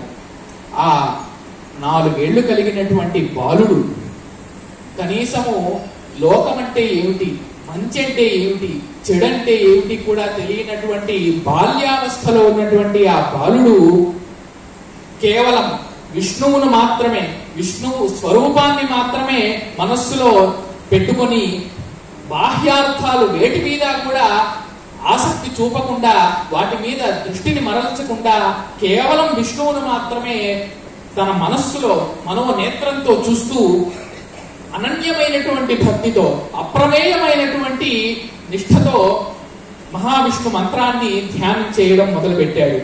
అప్పుడు ఆయన చేస్తున్నటువంటి తప ప్రభావానికి ఈ భూమి అంతా కూడా కంపించిపోయినదట. అంటే 4 ఏళ్ల బాలుడే, అంటే అతడు బుడదడిగా కనిపిస్తూ ఉన్నా అతడి తపస్సు యొక్క ప్రభావం మాత్రం సామాన్యమైనటువంటిది కాదు. అందుకే తపస్సు చేస్తే గనక తాపం పుడుతుంది, అంటే వేడి పుడుతుంది ఆ వ్యక్తి శరీరం నుండి. ఆ వేడిని స్వర్గం వరకు కూడా పైకి వెళ్ళి ఆ స్వర్గంలో ఉన్నటువంటి దేవతలను తన మీదకు దృష్టి మరల్చే విధంగా ఆ తపస్సు నుంచి వచ్చే తాపం ఆ విధంగా దేవతలను కూడా ప్రభావం చేసి తన పట్లకు దేవతల దృష్టిని మరల్చుతుంది. అటువంటి అచంచలమైనటువంటి భక్తితో ధ్రువుడు ఆ మునులందరూ ఇచ్చినటువంటి వాసుదేవ ద్వాదశాక్షరి మంత్రాన్ని చేయడం మొదలుపెట్టాడు. అప్పుడు మనస్యవస్థితే తస్య విష్ణు మైత్రేయ యోగినః నశశాకధరాభారముద్వోఢుం భూతధారిణి. సాక్షాత్తు ఎంతో విశాలమైనటువంటి ఈ భూమి వసుధ ఆ చిన్న 4 ఏళ్ల బాలుడు చేసే తపస్సుకు ఓర్చుకోలేకపోయినదట. ఆ భూమి కంపించిపోవడం మొదలుపెట్టినది. ఆ ధ్రువుడు ఎడమ కాలి మీద నిలబడితే, వామపాదం మీద నిలబడితే భూమి అంతా కూడా కుడివైపుకు వంగిపోయిందట. అలాగే ఆ బాలుడు, ఆ ధ్రువుడు కుడి పాదం మీద నిలబడితే ఇంకొక భాగం అంతా కూడా భూమి వంగిపోయినదట. ఇక అతను ఆ ధ్రువుడు కేవలం బొటని వేలు మీద నిలబడితే, కాలి బొటని వేల మీద నిలబడడం ద్వారా భూమి పర్వతాలతో సహా కంపించిపోయినదట. ఆ భూమిలో ఉండేటటువంటి సముద్రాలన్నీ కూడా తీరాన్ని దాటిపోయి ఉప్పెనగా మారిపోవడం మొదలుపెట్టిందట. అప్పుడు ఈ వైపరీత్యాలన్నిటినీ కూడా చూసి దేవతలందరూ కూడా ప్రళయం సంభవిస్తుందేమోనని భయపడ్డారు. దేవతలలో ఒక జాతి అయినటువంటి యాములు అనేటటువంటి వాళ్ళు దేవతలలో ఒక జాతి. ఆ జాతి వాళ్ళు స్వయంభవ మనువు కాలంలో ఉండేవాళ్ళు. ఆ యాములు అనేటటువంటి దేవతా జాతి వ్యక్తులందరూ కూడా ఈ బాలుడి యొక్క తపస్సుని ఏ విధంగానైనా మనం ఆపించాలి, లేకపోతే భూమే అంతమైపోయేటటువంటి ఉగ్రమైనటువంటి తపస్సు ఎంతో నిష్ఠతో ఈ బాలుడు చేస్తున్నాడు కాబట్టి భూవాసులందరికీ కూడా ఇది శ్రేయస్కరం కాదు. ఇతడు ఏం కోరి అసలు తపస్సు చేస్తున్నాడో కూడా అర్థం కావడం లేదు. ఇంత 4 ఏళ్ల వయసులో తపస్సు చేయాల్సిన అవసరం ఎక్కడొచ్చిందండి? కాబట్టి ఈ బాలుడి తపస్సును ఏ విధంగానైనా కూడా మనం మాన్పివేయాలి అని వాళ్ళు యాములందరూ కూడా నిశ్చయించుకున్నారు. ఊష్మాండ వివిధై రూపై సహేంద్రేణ మహామునే సమాధి భంగం అత్యంతం ఆరబ్ధ కర్తుమాతురాహ. అప్పుడు వాళ్ళందరూ కూడా దేవతల నాయకుడైనటువంటి ఇంద్రుడితో కలిసి ఆ బాలుడి యొక్క తపస్సును జరపాలని అనుకున్నారు. కాబట్టి మొట్టమొదట ఏం చేస్తూ ఉన్నారట, ఆ బాలుడి యొక్క తపస్సును జరపడానికి తమ తల్లి రూపాన్ని మాయారూపంగా ప్రవేశపెట్టారు అతని ముందుకు. అంటే తన తల్లి సునీతి కదా, ఆ సునీతి మాయారూపంగా వచ్చినట్లుగా ప్రవేశపెడుతూ ఆ యాములనేటటువంటి దేవతలందరూ కూడా మొట్టమొదట ఆ అబ్బాయిని భయపెట్టడానికి పూనుకున్నారు. అంటే ఒక అబ్బాయిని, ఒక 4 ఏళ్ల బుడతని భయపెట్టడానికి దేవతలందరూ పూనుకున్నారు. అంటే అతని యొక్క దీక్ష ఎంత గొప్పదో మనం ఆలోచించాలన్నమాట.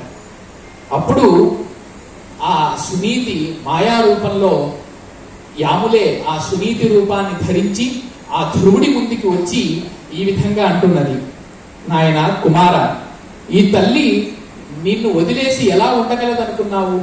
కేవలం ఏదో రాజ పదవి దక్కలేదని చెప్పి ఈ తల్లిని వదిలి వెళ్ళిపోతావా? ఈ వయసు ఎటువంటిది? తల్లితో కూడా ఉండవలసినటువంటి వయస్సు. తల్లి చాటున ఉంటూ ఏదో హాయిగా నలుగురితో మిత్రులతో ఆడుకుంటూ మంచి పాఠశాలకు వెళుతూ చదువుకుంటూ వేదాలన్నింటినీ అధ్యయనం చేస్తూ ఉండాల్సినటువంటి వయస్సు నీది.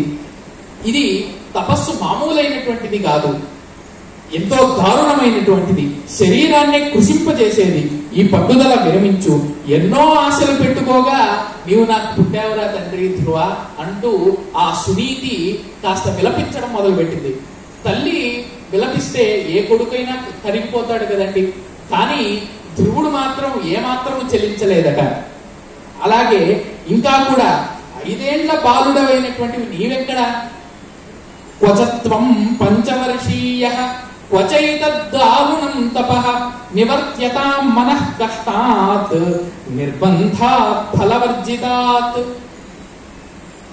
నీకేమో 5 ఏళ్ల 4 ఏళ్ల, నువ్వేమో ఇంతటి భీకరమైనటువంటి భయంకరమైనటువంటి తపస్సు చేయడానికి పూనుకున్నావా? ఇది ఎక్కడన్నా సాధ్యమయ్యేటటువంటి పనేనా? కాబట్టి వెంటనే ఈ తపస్సు నుంచి తిరిగి వచ్చే మనం మన రాజ్యానికి వెళదాం. హాయిగా అక్కడ నువ్వు ఆడుకుంటూ, నీకంత మిత్రులు ఉన్నారు, నీకు తల్లినైనటువంటి నేనున్నాను, నీకు రాజ్య పదవి దక్కకపోయినా తల్లినైనటువంటి నేను నిన్ను బాగా చూసుకుంటాను కదా. కాబట్టి ఈ తపస్సు బహు కష్టమైనది, ఈ పట్టుదల నుంచి మనస్సును మళ్లించు అని ఆ మాయా సునీతి, మాయా రూపంలో వచ్చినటువంటి సునీతి తన తల్లిగా ధ్రువుడికి ఈ విధంగా ఉపదేశం చేస్తూ ఉన్నది. కాల క్రీడనకానాం తే తదంతే అధ్యయనస్య చ తతః సమస్త భోగానాం తదంతే చేష్యతే తపః. పోనీ నువ్వు తపస్సే చేద్దాం అనుకుంటున్నావు, తపస్సే చెయ్యి. కానీ ఎప్పుడు చేయాలి? 4-5 ఏళ్ల వయసులో మొట్టమొదట మంచి ఆట బొమ్మలతో ఆడుకోవాలి, మంచి హాయిగా చదువుకోవాలి, మంచి వేదాలన్నింటినీ పురాణాలను శాస్త్రాలను అధ్యయనం చేయాలి. తర్వాత యవ్వన దశలో నీవు వివాహాది బంధములలో ఎన్నో భోగాలను అనుభవించాలి, రాజ్యాన్ని పాలించాలి. తరువాత కదా నీకు వార్ధక్యం వచ్చిన తర్వాత కదా నువ్వు తపస్సు చేయాల్సింది, నీవు వార్ధక్యం వచ్చిన తర్వాత కదా పుణ్యతీర్థాలను దర్శించాల్సింది అని మాటలను చెప్పింది సునీతి. ఇక్కడ మనకు రఘువంశంలో కూడా ఒక మాట చెప్తారు. శైశవే భ్యస్త విద్యానాం యౌవనే విషయైషిణాం వార్ధకే ముని వృత్తీనాం యోగేనాంతే తనుత్యజాం. అంటే ఆ రఘువంశంలో పుట్టినటువంటి మహారాజులందరూ కూడా ఎటువంటి వాళ్ళట? శైశవే అభ్యస్త విద్యానాం, బాల్యంలో విద్యను అభ్యసించడం తప్ప ఇంకొక కార్యక్రమం వాళ్ళకి తెలియదు, ఇంకొక క్రియ వాళ్ళకి తెలియదు, ఇంకో కార్యం వాళ్ళకి తెలియదు. కాబట్టి శైశవే అభ్యస్త విద్యానాం యౌవనే విషయేషిణాం. మరి యౌవనం వచ్చాక విద్యనంతా కూడా బాల్యంలో అభ్యసించిన తర్వాత విషయేషిణాం, కేవలం వాళ్ళ ధర్మాలను నిర్వర్తించడం కోసం వాళ్ళు పెళ్లి మొదలైనటువంటి కర్మలన్నింటినీ కూడా చేస్తూ రాజ్యాన్ని పాలిస్తూ ఈ విషయాలన్నింటినీ కూడా పట్టించుకుంటారట, కేవలం నామమాత్రంగా యవ్వనంలో. ఇక వార్ధకే ముని వృత్తీనాం, మరి వార్ధక్యంలో మునులైపోతారట రాజులందరూ కూడా, రాజర్షులైపోయి తీవ్రమైనటువంటి తపస్సును చేయడానికి వార్ధక్యంలో పూనుకుంటారు. యోగేనాంతే తనుత్యజాం, మరి అవసాన దశలో ఇక మరణ కాలంలో యోగం చేత, యోగ సాధన చేత వాళ్ళు ఈ లౌకికమైనటువంటి దేహాన్ని త్యజించి పరమమైనటువంటి మోక్షాన్ని పొందడానికి ప్రయత్నిస్తారు. చివరిలో నీవు మొట్టమొదటే అన్నప్రాసన రోజే ఆవకాయ తింటానంటే ఎట్లాగయ్యా ధ్రువుడా అన్నట్టు సునీతి తన మనస్సును ఎంతో ప్రభావితం చేయడానికి సునీతి రూపంలో మాయా రూపిణిని ప్రవేశపెట్టారు ఈ యాములందరూ కూడా, దేవతలు. కాబట్టి నాయన నీవు చిన్నపిల్లవాడు, ఇవన్నీ కూడా నీకు తగనివి, అందుకని పరిత్యజసి వత్సాద్య యద్యేతం నభవాంస్తవ యక్ష్యామ్యహమపి ప్రాణాం తతో వై పశ్యతస్తవ. కాబట్టి ఇక ఇన్ని మాటలు చెప్పినా కూడా ధ్రువుడు ఏమాత్రం చెల్లించడం లేదు. ఏమాత్రం చెల్లించకపోయేసరికి ఆ సునీతి దారి మార్చింది, త్రోవ మార్చింది. ఇప్పుడు ఏం చెబుతుందట? నీవు వెంటనే గనక ఈ తపస్సు మానలేదంటే నేను ఇక్కడిక్కడే ఆత్మహత్య చేసుకుని నీ ముందే ప్రాణాలను వదులుతాను. కాబట్టి తల్లి యొక్క మరణాన్ని చూడడానికి ఇష్టపడుతున్నావా నువ్వు? నీకు నేను బ్రతికి ఉండాలి అని అంటే వెంటనే ఈ తపస్సు మానేయి అని కన్నీళ్లు కురిపిస్తున్నటువంటి నేత్రాలతో పల్లవిస్తూ పలుకుతూ ఉన్నటువంటి ఆమెను ఆ మహావిష్ణువునందే ధ్యానాన్ని నిలిపినటువంటి ఆ ధ్రువుడు చూసి కూడా చూడనట్లే ఉండిపోయాడట. ఆ తల్లి కనిపించినా కూడా ఈమె అంతా కూడా మాయే అనేటటువంటి దృఢ సంకల్పాన్ని పొందినటువంటి ఆ ధ్రువుడు కేవలం శ్రీ మహావిష్ణువునే ధ్యానం చేస్తూ ఉన్నాడు తప్ప ఆ మాయా స్వరూపిణి అయినటువంటి సునీతి రూపాన్ని చూసి ఆమె మాటలను విని కూడా విన్నట్టుగానే ఉన్నాడు, చూసి కూడా చూడనట్టుగానే ఉన్నాడు. అంచేత ఇక చేసేదేమీ లేక దేవతలందరూ కూడా ఆ సునీతి రూపాన్ని ఈ విధంగా పక్కకు తీసేశాడు. పక్కకు తీసేస్తూ సునీతి ఈ విధంగా చెబుతూ ఉన్నది. ధ్రువ వెంటనే కూడా నీవి తపస్సు మాని, ఇదిగో ఈ వనంలో భీకరమైనటువంటి అరణ్యంలో భయంకరమైనటువంటి రాక్షసులందరూ కూడా పెద్ద పెద్ద ఆయుధాలను తీసుకొస్తున్నారు అని చెప్పి ఆ మాయాస్వరూపిణి తొలగిపోయినది. అప్పుడు వెంటనే ఎంతో భయంకరమైనటువంటి నాదాలను చేస్తూ తమ ముఖాల నుంచి అగ్నిని కక్కుతున్నటువంటి రాక్షసులందరూ కూడా వచ్చారు. అంటే ఇదంతా కూడా దేవతలు కల్పించినటువంటి మాయాస్వరూపాలు. ఆ రాక్షసులందరూ కూడా ఒక్కసారిగా అగ్నిని కక్కేటటువంటి ముఖంతో, ధగధగలాడేటటువంటి పెద్ద పెద్ద ఖడ్గాలతో, ఆయుధాలతో, ఎంతో వేగంతో భయంకరమైనటువంటి శబ్దాలను చేస్తూ, అమంగళకరమైనటువంటి శబ్దాలను చేస్తూ ఆ ధ్రువుడి ముందుకు వచ్చారు. ఆ ధ్రువుడి ముందుకు వచ్చి ఇతడు చంపబడాలి, చంపి తినబడాలి, తిని చీల్చబడాలి అని అంటూ ఈ ధ్రువుణ్ణి చంపడానికి సిద్ధమవుతూ ఉన్నారు. అయినా కూడా ధ్రువుడు ఏమాత్రమూ చెల్లించలేదు. అప్పుడు వాళ్ళందరూ కూడా వాళ్ళందరితో పాటు, ఆ రాక్షసులందరితో పాటు ఆడు నక్కలు ఎంతో ఘోరమైనటువంటి శబ్దాలను చేస్తూ విలపించడం మొదలుపెట్టాయి.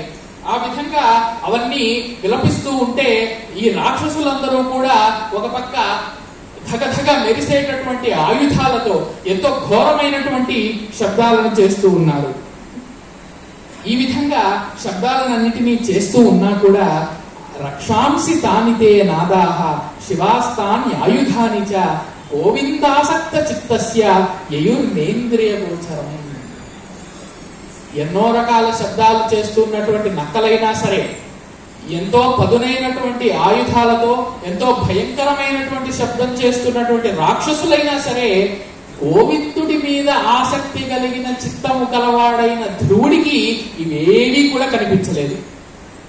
ఈ శబ్దాలు ఏవీ కూడా వినిపించలేదు. ఏకాగ్రచేత సతతం విష్ణుమే ఆత్మ సంశ్రయం దృష్టవాన్ పృథివీనాథ పుత్రో నాణ్యత్ కథంచన. ఆ ధ్రువుడు రాక్షసులను చూడలేదట. రాక్షసులు పక్కనున్నటువంటి నక్కలను, వాటి అరుపులను వినలేదట. కేవలం అచంచలమైనటువంటి మనస్సుతో, ఏకాగ్రం కలిగినటువంటి మనస్సుతో విష్ణుమేవా, ఆ శ్రీ మహావిష్ణువు యొక్క పాదపద్మాలనే వాళ్ళందరిలో కూడా చూశాడు ధ్రువుడు. వాళ్ళెవ్వరూ కూడా అసలు ఆ ధ్రువుడికి కనిపించనే లేదు. కాబట్టి ఈ విధంగా ఆ పృథివీ నందనుడు అంటే ఆ రాజకుమారుడైనటువంటి ఆ ధ్రువుడు వీళ్ళందరి చేత ఏమాత్రము కూడా భయపడకపోయేసరికి ఇక దేవతలు మాత్రం ఏం చేస్తారు, ఆ మాయలన్నింటినీ కూడా తొలగించేశారు. కానీ ఇప్పుడు ఈ మాయలన్నిటినీ తొలగించేసిన ఈ ధ్రువుడు తపస్సును కొనసాగిస్తూనే ఉన్నాడు కదా. ఈ విధంగానే కొనసాగిస్తూ ఉంటే మళ్ళీ ఈ భూమి ఎక్కడ పొంగిపోతుందో, ఈ భూమి ఎక్కడ బ్రద్దలైపోతుందో, ఈ భూమి మీద ఉండేటటువంటి సముద్రాలు, పర్వతాలన్నీ కూడా ఎక్కడ ఉప్పొంగిపోతాయో అనేటటువంటి భయంతో, లోక ప్రళయం కలుగుతుందనేటటువంటి భయంతో వాళ్ళందరూ కూడా ఇక ఏం చేయాలో తెలియక సాక్షాత్తు శ్రీ మహావిష్ణువు దగ్గరికే వెళ్ళారు. శ్రీ మహావిష్ణువు దగ్గరికి వెళ్ళి ఇలా ప్రార్థిస్తున్నారు. హరి పరమాత్మ కేశవ చరాచర భూత శరీరధారి వై పరబుదు వీవు ఇట్టులుగా ప్రాణ నిరోధ మెరుంగము ఎందు ముందిరువుగా దేవదేవ జగదీశ్వర సర్వశరణ్య నీ పదాంబురుహములు అర్థిమై శరణు పొందెదము ఆర్తి హరించి కావవే. ఆ భగవంతుణ్ణి దేవతలందరూ కూడా ప్రార్థిస్తూ ఉన్నారట. ఏమని ప్రార్థిస్తూ ఉన్నారు? హరి పరమాత్మ కేశవ, నీకంటే గొప్పవాడైనటువంటి పరబ్రహ్మము ఈ లోకంలో లేడు. ఈ చరాచరంలో ఉన్నటువంటి అన్ని ప్రాణులు కూడా నీ యొక్క స్వరూపమే. కాబట్టి నీవే మమ్మల్ని అందరినీ కూడా రక్షించేటటువంటి పరంధాముడవు. ఈ ధ్రువుడు ఎంతో ఉగ్రమైనటువంటి తపస్సు చేస్తూ ఉండడం వల్ల, ఇతని ప్రభావం వల్ల, ఇతని ప్రభావం వల్ల ఈ భూమి అంతా కంపించిపోతోంది. దేవతలమైనటువంటి మాకు ఇతడు ఎందుకు అసలు తపస్సు చేస్తున్నాడో కూడా అర్థం కావడం లేదు. 4 ఏళ్ల వయసులో ఇతనికి తపస్సు చేయాల్సినటువంటి అవసరం ఏమొచ్చింది? కాబట్టి ఇతనికి ఏం కావాలో అది ప్రసాదించో, లేదా ఏదో విధంగా ఇతని తపస్సును మాత్రం మాన్పే తండ్రి అనంటూ వాళ్ళు ప్రార్థించడం మొదలు పెట్టారు. అప్పుడు పరమాత్మ కూడా ఈ విధంగా అంటూ ఉన్నాడు. పరమాత్మతో దేవతలందరూ కూడా తదస్మాకం ప్రసీదేశ హృదయాత్ శల్యముద్ధర ఉద్దానపాదతనయం తపస సన్నివర్తయ.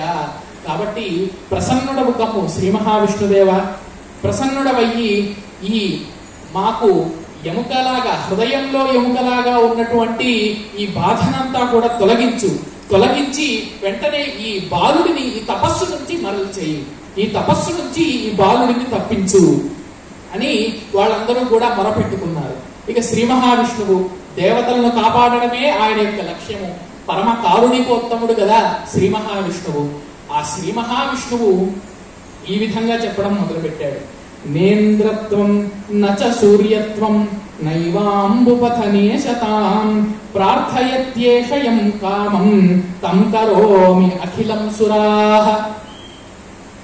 అంటే ఈ ధ్రువుడు ఇంద్రత్వం కోరుకుంటున్నాడో, అంటే ఇంద్ర పదవిని కోరుకుంటున్నాడో, లేదా చంద్రుడి యొక్క పదవిని కోరుకుంటున్నాడో, ఉన్నతమైనటువంటి పదవిని, లేదా ధన ఆధిపత్యం కోరుకుంటున్నాడో కుబేరుడిలాగా అర్థం కావడం లేదు అని దేవతలందరూ కూడా అన్నారు. కానీ శ్రీ మహావిష్ణువు చెబుతున్నాడు, ఇతడు ఇంద్రుడి పదవి కోరుకోవడం లేదు, చంద్రుడి పదవి కోరుకోవడం లేదు, అసలు ధనం అంతకంటే ముందే వద్దన్నాడు. కాబట్టి అతను ఏమి కోరుకుంటున్నాడో ఆ సంపదను నేను ప్రసాదించి, ఆ పదవిని నేను ప్రసాదించి అతని తపస్సును మరల్చుతాను, అతనికి మనోవాంఛ పరిపూర్తిని నేను కావిస్తాను. కాబట్టి మీరందరూ కూడా ఏమి ఇబ్బంది పడకుండా హాయిగా స్వర్గపురానికి వెళ్ళిపోండి అని దేవతలందరికీ కూడా అభయం ఇచ్చాడు శ్రీ మహావిష్ణువు. ఆ విధంగా ఇత్యుక్త దేవదేవేన ప్రణమ్య త్రిదశాస్తతః ప్రయయు స్వాని ధృష్ణ్యాని శతక్రత పురోగమాః. కాబట్టి ఇంద్రుడిని ముందుంచుకొని ఈ విధంగా ప్రార్థించినటువంటి దేవతలందరూ కూడా విష్ణువు అభయం ఇచ్చేసరికి హాయిగా మనఃప్రశాంతితో ఎంతో ప్రశాంతంగా వాళ్ళ ఇళ్లకు చేరుకున్నారు.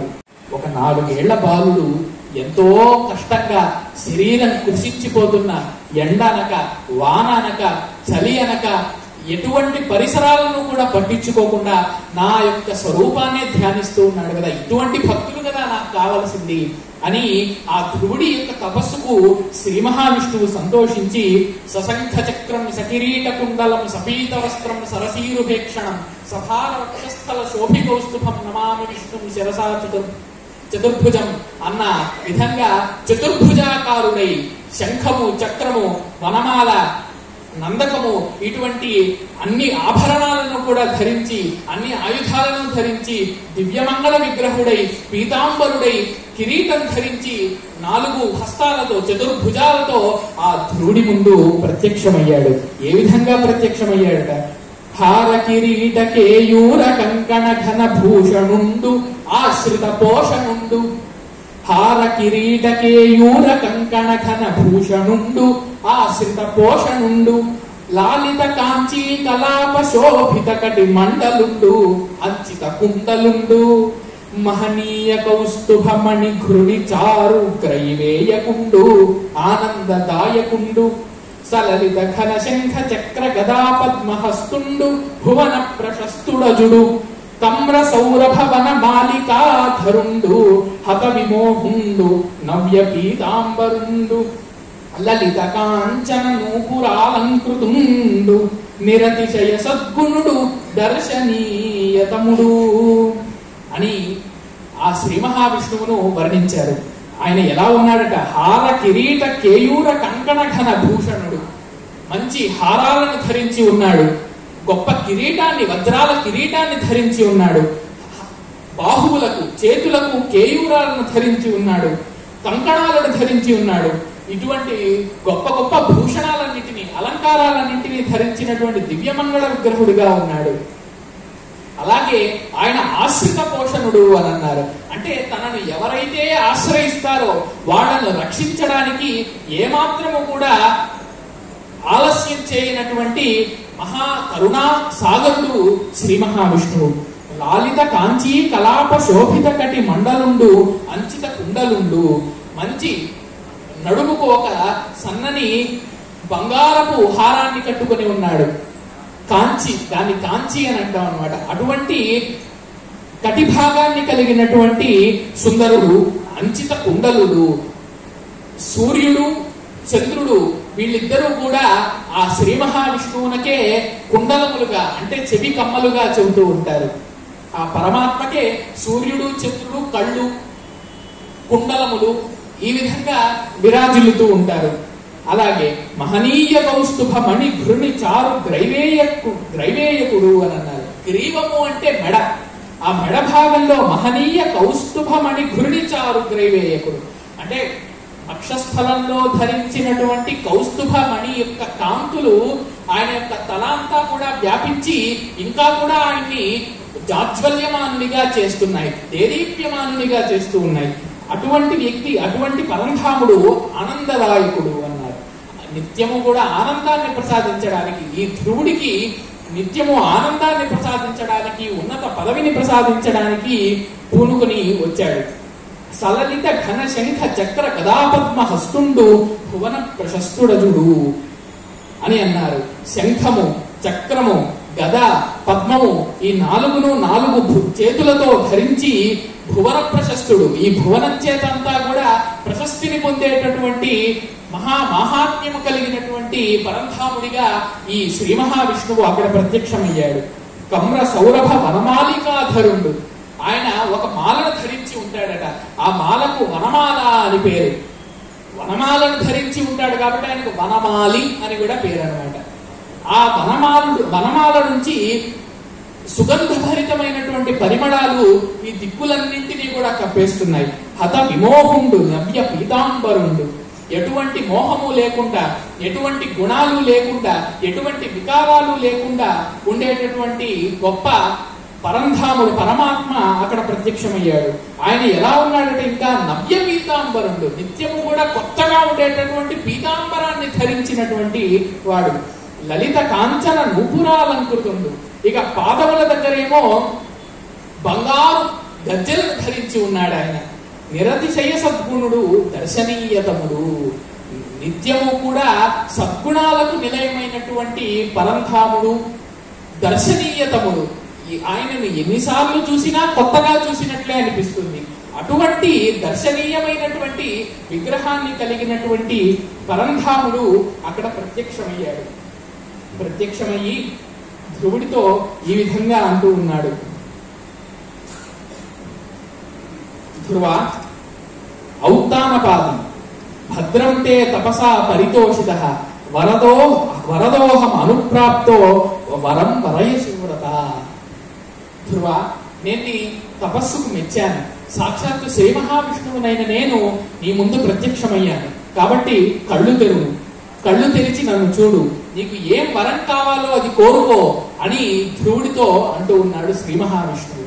అప్పుడు ఒక్కసారిగా తన యోగ దృష్టితో భగవంతుడి కరుణ చేత తనకు కలిగినటువంటి ఆ సాక్షాత్కారాన్ని ధ్రువుడి చూసి ఆయన కళ్ళు మిరుమిట్లు కొలిపాయి.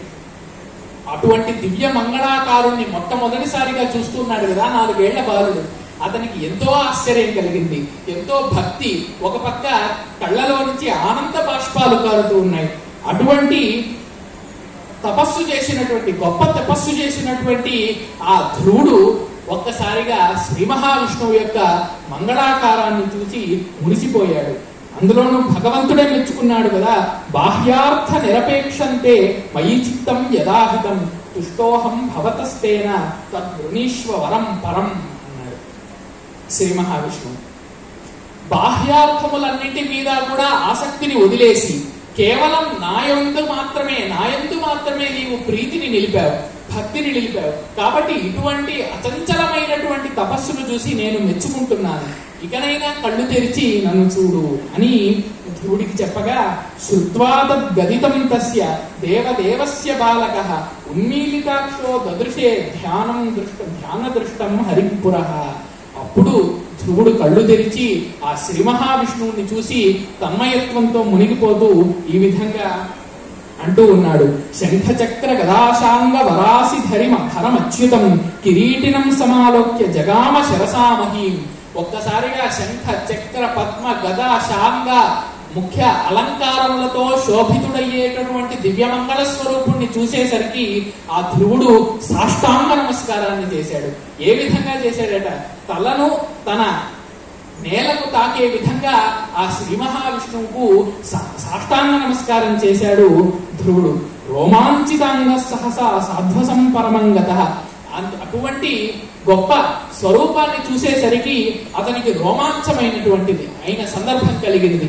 అంటే తనకు ఒక్కసారిగా పులకరింతలు పుట్టాయి శరీరం మొత్తం కూడా. అలాగే కాస్త భయం కూడా పుట్టింది. ఇంతటి మహానుభావుడు ప్రత్యక్షమయ్యాడు కదా, కాబట్టి కాస్త పెరుగు కూడా పుట్టింది. స్తవాయ దేవదేవస్య సచక్రే మానసం ధ్రువ. ఆ ధ్రువుడు ఆ శ్రీ మహావిష్ణువును మొట్టమొదటి స్తుతించాలనుకున్నాడు. కాబట్టి ఆయన వరం అడుగు అన్న వెంటనే ధ్రువుడు వరం అడగలేదు. బాలుడైనా కూడా అంతటి గొప్ప సంస్కారం. మొట్టమొదట తనకు వరాన్ని ప్రసాదించాలని ఇష్టపడినటువంటి ఆ శ్రీ మహావిష్ణువును స్తోత్రం చేయాలనుకున్నాడు. కానీ 4 ఏళ్ల బాలుడు కదా, ఎక్కడ స్తోత్రం చేయగలుగుతాడు? కనీసం మాటలు కూడా సరిగ్గా పలకలేనటువంటి వయస్సు అది. స్తోత్రం చేయడానికి ఆదిశేషుడు కూడా 1000 ముఖాలు ఉన్నటువంటి 1000 పడగలు ఉన్నటువంటి ఆదిశేషుడు కూడా సమర్థుడు కాడు. 4 ముఖములు ఉన్నటువంటి బ్రహ్మ కూడా సమర్థుడు కాదు. అలాగే 4 విధాలుగా విభజించినటువంటి వేదము కూడా నిన్ను ప్రశంసించడానికి, నీ మహాత్మ్యాన్ని తెలపడానికి సమర్థములు కావడం లేదు. కాబట్టి 4 ఏళ్ల బాలుడైనటువంటి నేనెక్కడ సమర్థుడనవుతానయ్యా? కాబట్టి నిన్ను స్తుతించడానికి నీవే నాకు ఒక వరాన్ని ప్రసాదించు మొట్టమొదట. కాబట్టి నేను కోరుకునే మొట్టమొదటి వరం ఇదే. నేను నిన్ను స్తుతించడానికి ఒక మంచి వరాన్ని ఇవ్వు, నాకు మంచి వాక్శక్తిని ఇవ్వు అని మొట్టమొదట ధ్రువుడు ఆయన వరాన్ని కోరుకున్నాడు. అప్పుడు శ్రీ మహావిష్ణువు ఎంతో కరుణించి తన శంఖమే వేద స్వరూపము, పాంచజన్యం, ఆ పాంచజన్యం అనేటటువంటి శంఖంతో ఆ ధ్రువుడి యొక్క తల మీద, బుగ్గ మీద ఒక్కసారిగా అలా నిమిరాడు. అలా నిమిరేసరికి ఆ శంఖం యొక్క ప్రభావం వల్ల, శంఖం యొక్క కొన అతని తలకు తగిలినటువంటి ప్రభావం వల్ల ఆ ధ్రువుడు ఆదిశేషుడి కంటే గొప్ప భాషణం చేయగలిగే సామర్థ్యాన్ని పొందాడు. బ్రహ్మ కంటే గొప్పగా ఉండే పాండిత్యాన్ని పొందాడు. అద్భుతమైన వాక్శక్తిని తన సొంతం చేసుకున్నాడు. అప్పుడు ఈ విధంగా ఆ భగవంతుణ్ణి స్తుతించడానికి పూనుకున్నాడు. సహస్రశీర్షా పురుషః సహస్రాక్ష సహస్రపాత్ సర్వవ్యాపీ భువస్పర్శాదధ్యతిష్ఠద్దశాంగుళం. అంటే పురుష సూక్తంలో ఉన్నటువంటి మంత్రాన్ని ఇక్కడ శ్లోకంగా నిబంధించారన్నమాట. సాక్షాత్తు సహస్రశీర్షా పురుషః, 1000 తలలున్నటువంటి పురుష స్వరూపుడు. సహస్రాక్ష, 1000 కళ్ళున్నటువంటి స్వరూపుడు. అలాగే సహస్రపాత్, 1000 పాదాలున్నటువంటి స్వరూపము నీవు. సర్వవ్యాపీ భువస్పర్శాత్ అధ్యతిష్ఠ దశాంగుళం. ఈ భూమినంతా కూడా వ్యాపించి ఉన్నటువంటి వాసుదేవ స్వరూపుడవు, విశ్వవ్యాపకుడవు. అటువంటి శ్రీ మహావిష్ణువు నీవు తండ్రి, నీవు ఎంతో కరుణతో ఈవేళ నా ముందు ప్రత్యక్షమయ్యావు అని చెబుతున్నాడు. ఇక్కడ ఒక విషయం చెప్పాలన్నమాట. ఇప్పుడు సహస్రశీర్ష పురుష అన్నారు, సహస్రాక్ష సహస్రపాత్ అన్నారు. ఇప్పుడు ఒక స్వరూపానికి 1000 తలలు ఉన్నాయి అంటే సహస్రశీర్ష. 1000 తలలు ఉంటే 2000 కన్నులు కదా ఉండాలి. సహస్రాక్ష అంటే 1000 కన్నులే అని ఎందుకన్నారు? ఎందుకంటే తలకు 2 కన్నులు చొప్పున వేసుకుంటే 2000 కన్నులు కదా ఉండాలి. అందుకని సహస్రశీర్ష అన్నారు కదా, సహస్రాక్ష అని ఎందుకన్నారు? ద్విసహస్రాక్ష అన్నారు కదా అని మనకు ఆయన సందేహం అడిగారు. కాబట్టి అక్కడ ఏం చెబుతారు అని అంటే, సహస్రశీర్ష అంటే 1000 కన్నులు కాదు, 1000 తలలు కాదు, 1000 తలలు అని అర్థం. సహస్రాక్ష అంటే 1000 కన్నులు అని కాదు, 1000 కన్నులు అని అర్థం. అంటే అనంతమైన, సహస్ర శబ్దానికి ఇక్కడ అనంతము, లెక్కించడానికి శక్యము కానటువంటిది, లెక్కించడానికి గణించడానికి మనకు సామర్థ్యం ఉండదు. అటువంటి అనంతమైనటువంటి సంఖ్యలో తలలు ఉన్నాయి, అటువంటి అనంతమైన సంఖ్యలో కళ్ళు ఉన్నాయి. అంటే అనంతమైన తలలు, అనంతమైన కళ్ళు అంటే ఏమిటి? ప్రతి ఒక్క ప్రాణి యొక్క తల కూడా, ప్రతి ఒక్క ప్రాణి యొక్క స్వరూపము కూడా ఆ శ్రీ మహావిష్ణువే అని చెప్పకుండానే చెప్పడం అన్నమాట. ఎప్పుడైతే ఆ శ్రీ మహావిష్ణువు ఈ విశ్వాన్నంతా కూడా వ్యాపించి ఉంటాడో ప్రతి ప్రాణి కూడా ఆయనలో ఒక అంగమే కదా, ప్రతి ప్రాణి కూడా ఆయన స్వరూపమే కదా. కాబట్టి సహస్ర శీర్ష పురుష అని అన్నారు. అంటే ఇక్కడ పురుష అంటే స్త్రీని విడిచేశారు అన్నది కాదు. పురుష అంటే ప్రాణి, జన్మమును పొందినటువంటి ప్రతి ప్రాణి కూడా పురుష శబ్దంతో వ్యవహరింపబడతాడు. కాబట్టి ప్రతి పురుషుడు అంటే ప్రతి ప్రాణిలో కూడా ఆ శ్రీ మహావిష్ణువే కొలువై ఉన్నాడు అని ధ్రువుడు స్తుతి చేస్తూ ఉన్నాడు. తే సమేత్య జగద్యోని మనాది నిధనం హరిం శరణం శరణం యాతాస్తపసా తస్య రాపితాః అని స్తుతి చేస్తూ ఉన్నాడు. యద్భూతం యచ్చ వైభవ్యం పురుషోత్తమ తద్భవాన్ తత్తో విరాట్ స్వరాట్ సమ్రాట్ త్వత్తశ్చాప్యధిపురుషః. నీవే ఈ భూతములన్నిటికీ మూలమైనటువంటి వాడు. ఈ పురుషోత్తమ స్వరూపమైనటువంటి నీవే విరాట్, స్వరాట్, సమ్రాట్, ఈ విధంగా అన్ని రకాల స్వరూపాలను కూడా ధరించి ఉన్నటువంటి వాడు నీవే అని స్తుతి చేస్తూ ఉన్నాడు ధ్రువుడు. అరవిందోదర తావకీన చరణ ధ్యానానురాగోల్లస చరితాకర్ణన జాత భూరి సుఖముల్. అరవిందోదర తావకీన చరణ ధ్యానానురాగోల్లస చరితాకర్ణన జాత భూరి సుఖముల్. స్వానందక బ్రహ్మమందరయం లేవట దండ బృద్ధత విమానాకీర్ణులై పూలు ఆ సురలోక స్థుల చెప్పనేల సుజన స్తోమైక చింతామణి అని స్తుతిస్తూ ఉన్నాడు ధ్రువుడు. ఏమని స్తుతిస్తూ ఉన్నాడట? అరవిందోదర, ఆ పద్మనాభుడు. అరవిందం అంటే పద్మము. ఆ పద్మాన్ని నాభియందు కలవాడు పద్మనాభుడు ఆ శ్రీ మహావిష్ణువు.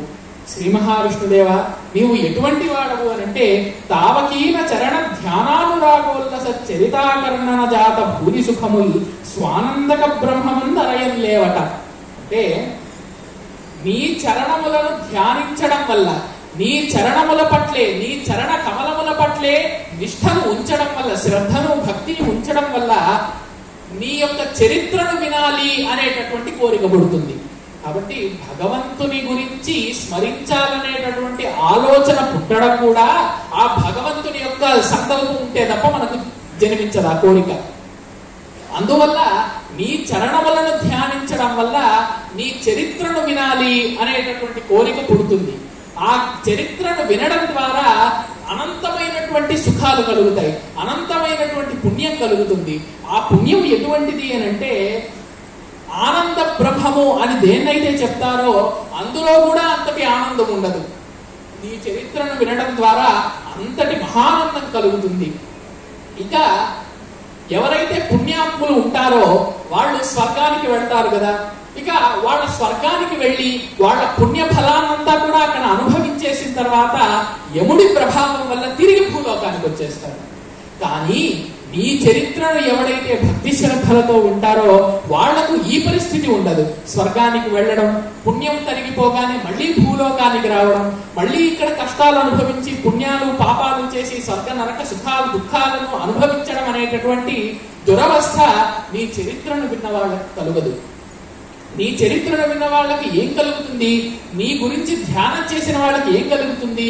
శాశ్వతమైనటువంటి మోక్ష పదవి, శ్రీ కైవల్య పదంబు చేరుటకునై చింతించద లోకరక్షైకారంభకు భక్త పాలన కళా సంరంభకు దానవోద్రేక స్తంభకు కేడిలోల విలస దృగ్జాల సంభూత నానా కంజాత భవాండ కుంభకు మహానందాంగనాడింభకు అని పోతన మహాకవి అన్నట్టుగా శ్రీ కైవల్య పదంపు చేరుటకునై చింతించదన్.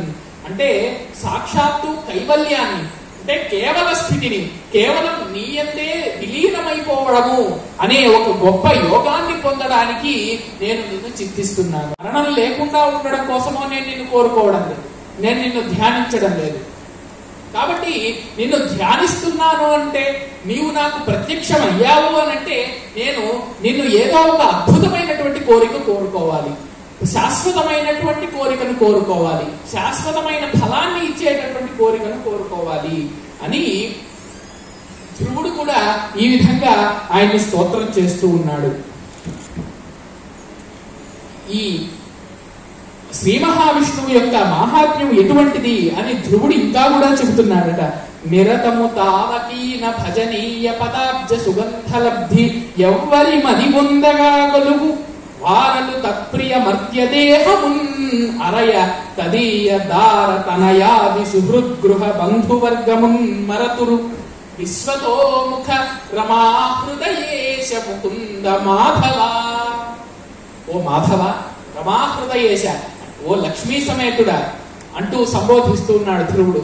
అంటే ఇక్కడ ఇంకొక ఔచిత్యాన్ని కూడా పాటించాడు అన్నమాట ధ్రువుడు. ఎప్పుడూ కూడా అయ్యవారిని కొలిచేటప్పుడు అమ్మవారిని ముందు కొలవాలి, లేదా అమ్మవారితో కలిపి అయ్యవారిని కొలవాలి. అందుకనే గురువులు కూడా ఓం నమ శివాయై చ నమ శివాయ అనే మంత్రాన్ని చెబుతూ ఉంటారు. కేవలం నమ శివాయ మాత్రమే కాదు, శివుడికి మాత్రమే నమస్కారం కాదు, నమ శివాయై చ నమ శివాయ, అమ్మవారితో పాటు అయ్యవారికి నమస్కారం, అమ్మవారికి నమస్కారం, అయ్యవారికి నమస్కారం. అప్పుడే ఇద్దరిని ధ్యానించినటువంటి ఫలితం వల్ల అమ్మవారు పురుషకారం చేయడానికి మనల్ని అనుగ్రహిస్తుంది. అంటే ఈ భక్తుడు, మన బిడ్డ, ఇతడు మన గురించి ఇంత ధ్యానిస్తూ ఉన్నాడు కదా, ఇతన్ని కొంచెమైనా కటాక్షించాలి కదా ప్రభు అని అమ్మవారే అయ్యవారికి సిఫార్సు చేస్తుంది అన్నమాట. అటువంటి సిఫార్సును పొందడం కోసం, అటువంటి దయను పొందడం కోసం మనము ఆ అమ్మవారిని అయ్యవారిని ఇద్దరిని ధ్యానించాలి. ఎందుకంటే అమ్మవారే అయ్యవారి యొక్క శక్తికి ప్రధాన కారణం. ఆదిశంకరాచార్యులు కూడా చెప్పారు కదా, శివశక్త్యా యుక్తో యది భవతి శక్తః ప్రభవితుం నచేదేవం దేవో నఖలు కుశల స్పందితుమపి అతస్త్వాం ఆరాధ్యాం హరిహర విరించాదిభిరపి ప్రణంతుం స్తోతుం వా కథమకృత పుణ్యః ప్రభవతి. అంటే ఆ శివ శక్తి ఎటువంటిది, ఆ దేవి శక్తి ఎటువంటిది అని అంటే, ఆ దేవి యొక్క కరుణ లేక, ఆ దేవి యొక్క ప్రోత్సాహము లేక సాక్షాత్తు శివుడు కూడా స్పందించలేట. శివుడు స్పందించాలన్నా, ఆ విష్ణువు స్పందించాలన్నా, ఆ బ్రహ్మ స్పందించాలన్నా ఆ పరమాత్మిక అయినటువంటి ఆ పరమేశ్వరినే మొట్టమొదట ప్రార్థించాలి. అటువంటి పరమేశ్వరి మన పట్ల ఎప్పుడైతే ప్రసన్న అవుతుందో అప్పుడు అందరూ కూడా మనకు వశమవుతారో, అన్నీ కూడా మనకు వశమవుతాయి. అందుకని అతస్త్వాం ఆరాధ్యాం హరిహర విరించాదిభిరపి ప్రణంతుం స్తోతుం వా కథమకృత పుణ్యః ప్రభవతి.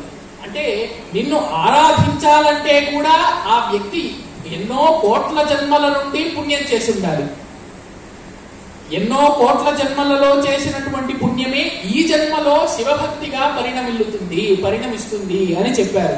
కాబట్టి ఆ అమ్మవారిని స్తోత్రం చేయాలంటే కూడా మనకు పుణ్యం ఉండాలి. కాబట్టి పుణ్యము చేయకపోతే, ఆ పుణ్యాన్ని చేయకపోతే, పుణ్యము లేనటువంటి వ్యక్తి పాపాత్ముడు నిన్ను ఎలాగ స్తుతించడానికి అర్హుడవుతాడు? కాబట్టి ఈ ధ్రువుడు ఎంతో పుణ్యం ముందు జన్మలో చేశాడు. కాబట్టే ఈవేళ ఆ శ్రీ మహావిష్ణువునే ప్రత్యక్షం చేసుకుని ఆయన్ని స్తుతించగలిగేటటువంటి ఒక గొప్ప వరాన్ని పొందగలిగాడు. ఆ పూర్వజన్మ వృత్తాంతం ఏమిటి అని కూడా సాక్షాత్ ఇప్పుడు శ్రీ మహావిష్ణువే చెప్పబోతున్నాడు. అది కూడా విందాం. అప్పుడు ఈ విధంగా నిరతము తావకీన భజనీయ పదాబ్జ సుగంధ లబ్ధి అని అంటున్నాడు ధ్రువుడు. అంటే ఎవరైతే, ఏ భక్తుడైతే నీ యొక్క దివ్య మంగళ చరణాలను పూజించడానికి ఇష్టపడతాడో, ఆ చరణములను పూజించడం ద్వారా ఆ చరణ కమలాల యొక్క సుగంధము ఎవడైతే, ఏ భక్తుడైతే పొందుతాడో ఆ భక్తుడు తన శరీరాన్ని మర్చిపోతాడు, తన లోకాన్నే మర్చిపోతాడు. తన చుట్టూ ఏం జరుగుతోందనే విషయం అతనికి తెలియదు. తన భార్య, తన పుత్రులు, తన మిత్రులు, తన గృహము, తన బంధువులు ఎవ్వరూ కూడా అతనికి గుర్తురారు.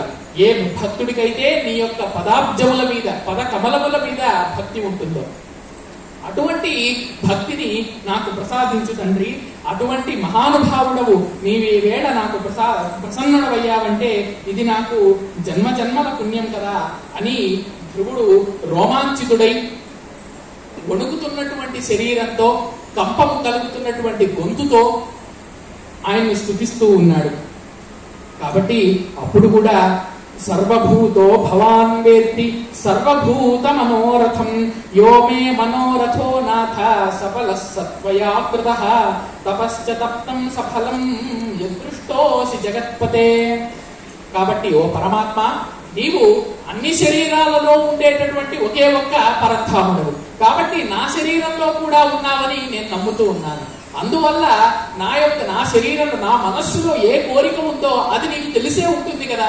ప్రత్యేకంగా నేను చెప్పాల్సిన అవసరం ఏముంది? ఎందుకంటే మొదట నీకేం వరం కావాలో కోరుకో అని అన్నావు తండ్రి. కాబట్టి నా మనస్సులో ఏ కోరిక ఉందో నీవు అన్నీ తెలిసినటువంటి వ్యక్తివి. నా కోరిక ఏమిటో నీకు తెలియదా? అది కూడా నీకే తెలుసు. అందువల్ల నీవే నా కోరికను తీర్చి నాకు నా యొక్క తపస్సుకు ఫలితాన్ని చేకూర్చు తండ్రి అని ధ్రువుడు ప్రార్థిస్తున్నాడు. అప్పుడు భగవంతుడు ఈ విధంగా అంటూ ఉన్నాడు, తపసస్తు ఫలం ప్రాప్తం యదృష్టోహం త్వయా ధ్రువ మద్దర్శనం హి విఫలం రాజపుత్ర నజాయతే వరం వరయ తస్మాత్ త్వం యథాభిమతమాత్మనః సర్వం సంపద్యతే పుంసాం మయి దృష్టి పథం గతే. ధ్రువుడా, అత్యంతమైనటువంటి పిన్న వయస్సులో నీవు గొప్ప తపస్సు చేసి నన్ను మెప్పించావు. నేను ప్రత్యక్షమయ్యానంటే నా కటాక్షము ఎవరి మీదైతే పడుతుందో వాళ్లకు లభించనటువంటి సంపద ఏది ఉండదు. కాబట్టి నీకు ఏ సంపద కావాలో కోరుకో, నీకు ఏ వరం కావాలో కోరుకో, అది నేను నీకు ప్రసాదించడానికి సిద్ధంగా ఉన్నాను అన్నాడు. అంటే పరీక్షించడం అన్నమాట. ఇప్పుడు కూడా ఇతను ఏమన్నా వరం కోరుకుంటాడా, లేదా మొట్టమొదట ఏదైతే ఉన్నత పదవిని పొందడానికి ప్రార్థిస్తున్నాడో అదే కోరుకుంటాడా? అంటే లౌకిక సుఖాల్లో మళ్ళీ పడతాడా పడడా అని భగవంతుడు చివరిసారిగా కూడా పరీక్షిస్తూ ఉన్నాడు ధ్రువుణ్ణి. అప్పుడు ధ్రువుడు ఈ పరీక్షలో నెగ్గుతూ ఉన్నాడు. భగవన్ సర్వభూతేశ సర్వస్యాస్తే భవాన్ హృది కిమజ్ఞాతం తవ స్వామిన్ మనసా యన్మయేప్సితం. స్వామి, అన్నీ తెలిసి కూడా నీవు తెలియనట్లుగా నాకు ఏం వరం కావాలో కోరుకోమంటున్నావా? నా వరం నీకు తెలుసు కదా, నాకేం కావాలో. కాబట్టి నీవు తెలిసి కూడా ఈ విధంగా చేయడం తగదు. కాబట్టి నీవు తెలిసినా కూడా నన్ను ఈ విధంగా అడుగుతున్నావు కాబట్టి నేను చెబుతున్నాను. అంటే ఎంతో వినయ భావన. అంటే నాకు ఫలానా వరం కావాలి అని సూటిగా అడగడం లేదు. ఎందుకంటే భక్తుడికి పరమాత్మ పట్ల ఉన్నటువంటి భక్తి వినయము అటువంటిది. భగవంతుడు అయ్యాక వెంటనే ఆ భగవంతుడిని వరం కోరుకోలేదు. మొట్టమొదట స్తుతించాడు, మొట్టమొదట సాష్టాంగ నమస్కారం చేశాడు. ఆ తరువాత వరం కోరుకోమంటే నీకే తెలుసు కదా అన్నాడు. తర్వాత రెండోసారి కూడా ఇక బలవంత పెడితే అప్పుడు ధ్రువుడు ఇక నీకు తెలిసినా కూడా నేను నా వరం ఏం కావాలో త్రైలోక్యం అథవా నసి. ఈ చరాచర జగత్తుకు సృష్టికర్తమైనటువంటి నీ యొక్క కటాక్షం చేత సాక్షాత్తు ఇంద్రుడు కూడా త్రైలోక్యాధిపత్యాన్ని పొందుతున్నాడు. కాబట్టి నైతద్రాజాసనం యోగ్యం అజాతస్య మమోదరాత్ ఇది గర్వాదవోచన్మాం సపత్ని మాతురుచ్చకైః. ఇంకా కూడా మర్చిపోలేదు పూర్వం జరిగినటువంటి అవమానాన్ని ధ్రువుడు. స్వామి, నేను సునీతి గర్భంలో జన్మించడం వల్ల, సురుచి గర్భంలో జన్మించకపోవడం వల్ల నా తండ్రికి నేను దగ్గర కాలేకపోతున్నానని సురుచి నన్ను హృదయంలో బాణాల్లాగా గుచ్చుకునే మాటలతో హింసించింది, అవమానించింది. కాబట్టి ఆధారభూతం జగత సర్వేషాం ఉత్తమోత్తమం ప్రార్థయామి ప్రభోస్థానం త్వత్ప్రసాదతో అవ్యయం అని ఇప్పుడు ధ్రువుడు ప్రార్థిస్తున్నాడు. కాబట్టి ఈ రాజాసనం అంతా ఎంతో చిన్నది. రాజాసనాలు ఎంతో మంది రాజులు పొందారు, పదవిలో ఉన్నప్పుడు పొందారు, పదవి అయిపోయాక వాళ్ళు నిష్క్రమిస్తూనే ఉన్నారు, పదవి విరమణ పొందుతూనే ఉన్నారు. కాబట్టి నాకు ఇటువంటి అల్పమైనటువంటి పదవి వద్దు. ఎంతో శాశ్వతంగా అన్నిటికంటే కూడా ఆధారభూతమైనటువంటిది, ఈ ప్రపంచానికే ఆధారభూతమైనటువంటి ఒక ఉన్నతమైనటువంటి స్థానాన్ని నాకు సిద్ధింపజేయి తండ్రి అని శ్రీ మహావిష్ణువును ధ్రువుడు ప్రార్థిస్తూ ఉన్నాడు. ఆ స్థానం ఎటువంటిదై ఉండాలట? సర్వేషాం ఉత్తమోత్తమం, ఇక అన్నిటికంటే కూడా ఉత్తమోత్తమైనటువంటి స్థానం అయి ఉండాలి అది. అటువంటి స్థానాన్ని మాత్రమే నాకు ప్రసాదించు అని ధ్రువుడు ఎంతో వినయంతో ప్రార్థించాడు. అప్పుడు ఆ శ్రీ మహావిష్ణువు కరుణతో ఈ విధంగా అంటూ ఉన్నాడు, ధ్రువ, ఇప్పుడు నువ్వు ఏదైతే కోరిక కోరుకుంటున్నావో దానికి ఎంతో గతం ఉన్నది. నీవు గత జన్మలో ఒక విప్ర కుమారకుడిగా జన్మించావు. గత జన్మలో నీవు ఒక సద్బ్రాహ్మణ వటువుగా జన్మించావు. ఆ జన్మలో నీవు తల్లిదండ్రులకు ఎంతో చక్కగా సేవ చేశావు, ఎంతో చక్కగా ధర్మాలన్నింటినీ కూడా నిర్వర్తించావు, ఎంతో బాగా వేదాలను అధ్యయనం చేసి ధర్మ మార్గంలో నడుచుకున్నావు. అలాగా నీవు నడుచుకుంటూ ఉంటే నీ కాలక్రమంలో నీకు ఒక రాజపుత్రుడు మిత్రుడిగా తగిలాడు. ఆ రాజపుత్రుడు ఎటువంటి వాడట? యవ్వనంలోనే అన్ని రకాల భోగాలను, ఉన్నతమైనటువంటి పదవిని, రాజ్య సుఖాలన్నింటినీ అనుభవించే ఒక రాకుమారుడు నీకు మిత్రుడిగా తోడయ్యాడు ముందు జన్మలో. అప్పుడు అతన్ని చూసి నీవు ఈ విధంగా అనుకున్నావు, ఏ విధంగానైనా సరే ఈ రాకుమారుడిలాగా నేను వచ్చే జన్మలో రాకుమారుడినై పుట్టాలి, సకల భోగాలను అనుభవించగలగాలి, ఉన్నతమైనటువంటి స్థానాన్ని పొందగలగాలి, రాజ్య పదవిని పొందగలగాలి అని నీవు ముందు జన్మలో బ్రాహ్మణుడిగా ఉన్నప్పుడు ఆలోచించి ఒక నిశ్చయాన్ని చేసుకుని అందుకోసం ప్రయత్నించావు. కాబట్టే ఈ జన్మలో అత్యద్భుతమైనటువంటి దుర్లభమైనటువంటి స్వయంభువ మనువు యొక్క వంశంలో పుట్టడానికి నీకు ఈ విధంగా దోహదపడింది. ఎందుకంటే స్వయంభువ మనువు సాక్షాత్తు ఆ బ్రహ్మ నుంచే పుట్టినటువంటి వ్యక్తి. మానవులందరికీ కూడా ఆధారమైనటువంటి వాడు స్వయంభువ మనువు. అతడి పుత్రుడు ఉత్తానపాదుడు, అతనికి పుత్రుడే నీవు. అటువంటి గొప్ప వంశంలో జన్మించడం అంటే మామూలు విషయమా? సాక్షాత్తు బ్రహ్మగారి వంశంలో జన్మించావు కాబట్టి రాకుమారుడిగా జన్మించావు. అందుకని రాకుమారుడిగా స్వయంభువ మనువు కులంలో జన్మించడం ఒక ఎత్తు అయితే, నీవు ఈ జన్మలో అతి ఉగ్రమైనటువంటి తపస్సు చేసి, దీక్షతో తపస్సు చేసి నన్ను మెప్పించావు. కాబట్టి ఇది నా యొక్క సంతోషానికి రెండవ కారణం. కాబట్టి నీకు నేను ఒక అద్భుతమైన వరాన్ని ప్రసాదిస్తూ ఉన్నాను. మామారాధ్య నరో ముక్తిమవాప్నోత్యవిలంబితాం మయ్యర్పిత మనా బాల కిము స్వర్గాధికం పదం. ధ్రువ, నన్ను ఆరాధించినట్లయితే ఏ వ్యక్తి అయినా కూడా శాశ్వతమైనటువంటి మోక్షాన్నే పొందుతాడు. ఇక ఈ స్వర్గాదులు ఇవన్నీ చెప్పనక్కర్లేదు కదా, ఈ స్వర్గము ఇవన్నీ కూడా ఇంక సులభంగానే వస్తాయి. కానీ నీ ఒక ఉత్తమమైనటువంటి, ఉన్నతమైనటువంటి, ఎవరికి లభించినటువంటి ఒక స్థానాన్ని కోరుకుంటున్నావు కాబట్టి విను, నీకు ఈ స్థానాన్ని ఇస్తున్నాను. త్రైలోక్యాదధిక్యే స్థానే సర్వతారాగ్రహాశ్రయ భవిష్యతి న సందేహో మత్ప్రసాదాత్ భవాన్ ధ్రువ. ధ్రువ, ఈ మూడు లోకాల కంటే కూడా ఉన్నతమైనటువంటి పైన ఉండేటటువంటి ఒక గొప్ప స్థానాన్ని ఇస్తున్నాను. ఆ స్థానం ఎంత పైన ఉంటుంది అనంటే, ఎంత ఉన్నతమైనది అనంటే, సర్వతారాగ్రహాశ్రయ, అన్ని నక్షత్రాలకు, అన్ని గ్రహాలకు ఆశ్రయమైనటువంటిదిగా ఉంటుంది, ఆధారమైనటువంటిదిగా ఉంటుంది ఆ స్థానం. అటువంటి స్థానంలో నువ్వు ఉండేటట్టుగా నీకు వరం ఇస్తున్నాను. సూర్యాత్ సోమాత్ తథా భౌమాత్ సోమపుత్రాత్ బృహస్పతేః సితార్క తనయాదీనాం సర్వాక్షాణాం తథా ధ్రువ. సూర్యుడి కంటే, చంద్రుడి కంటే, కుజుడి కంటే, బుధుడి కంటే, బృహస్పతి గురుడి కంటే, శుక్రుడి కంటే, సూర్యుడి కంటే, సూర్యుడి యొక్క కుమారుని శనిగ్రహం కంటే, అన్నిటికంటే, అన్ని గ్రహాల కంటే, అన్ని తారకల కంటే, అన్ని నక్షత్రాల కంటే కూడా సర్వోత్తమమైనటువంటి, సర్వోన్నతమైనటువంటి, సర్వోత్కృష్టమైనటువంటి ఏ పదవి అయితే ఉన్నదో, ఏ స్థానం ఉన్నదో, ఆ స్థానంలో నీవు శాశ్వతము కూడా ఉండేలాగా నేను నీకు వరమిస్తున్నాను. సప్తర్షీణాం అశేషాణాం ఏ చ వైమానికాసురాః సర్వేషాం ఉపరి స్థానం తవ దత్తం మయా ధ్రువ. సప్తర్షులు ఇంతకుముందు ధ్రువుడికి ఉపదేశం చేశారు కదా, సప్తర్షులు కూడా ఆ సప్తర్షి మండలం కంటే కూడా ఉన్నతంగా సర్వేషాం వైమానికాః సురాః అంటే అందరూ దేవతలు ఉండేటటువంటి స్వర్గం కంటే కూడా ఉన్నతమైనటువంటి లోకాన్ని నేను నీకు ఈనాడు ప్రసాదిస్తూ ఉన్నాను. ఇక స్థానాన్ని ప్రసాదించడమే కాదు, ఉన్నతమైన స్థానాన్ని ప్రసాదించడం కంటే ఇంకొక గొప్ప వరాన్ని కూడా ఇస్తున్నాడుట. కేచిత్ చతుర్యుగం యావత్ కేచిన్మన్వంతరం సురాః తిష్టంతి భవతో దత్తా మయా వై కల్ప సంస్థితిః. కొంతమంది వరాన్ని ప్రసాదిస్తే వాళ్ళు 4 యుగాల వరకు మాత్రమే ఆ స్థానంలో ఉండగలుగుతారు.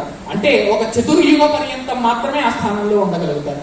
సరే, ఇంకొంతమంది ఇంకా గొప్ప వరాన్ని పొందారు అని అంటే వాళ్ళు ఒక మన్వంతర కాలం పాటు అక్కడ ఉండగలుగుతారు. కానీ నేను నీకు ఈ కల్పము మొత్తము కూడా అంతమయ్యేంత వరకు ఎంత కాలం అయితే ఉంటుందో అంత కాలము కూడా నువ్వు శాశ్వతంగా ఆ ఉన్నతమైనటువంటి స్థానంలో ఉండగలుగుతావు అని వరాన్ని ఇస్తున్నాను అని శ్రీ మహావిష్ణువు తెలిపాడు.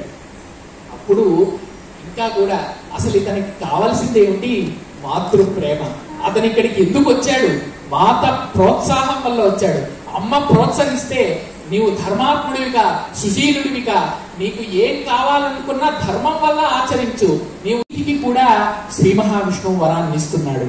సునీతిరపితే మాత త్వదా సన్నాతి నిర్మల విమానే తారకా భూత్వా తావత్కాలం నివత్స్యతి. ఇక్కడ ఒక విషయాన్ని చెబుతూ ఉన్నాడు. ధ్రువ, నేను నీకు ఒక గ్రహాల కంటే, తారల కంటే, సప్తర్షుల కంటే, స్వర్గం కంటే కూడా ఉన్నతమైనటువంటి లోకాన్ని ఈ అంతరిక్షంలో ప్రసాదించాను కదా. కాబట్టి నీతో పాటు మీ తల్లి గారికి అంటే సునీతికి కూడా నీ స్థలంలోనే, నీ ఉన్నటువంటి స్థానంలోనే పక్కన ఒక నక్షత్ర రూపంలో ఉండేలాగా నేను ఆమెకు కూడా వరమిస్తున్నాను.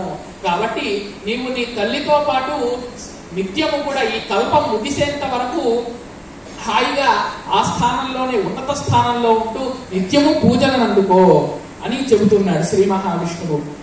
కాబట్టి దీని యొక్క ఫలాన్ని కూడా శ్రీ మహావిష్ణువే చెబుతూ ఉన్నాడు.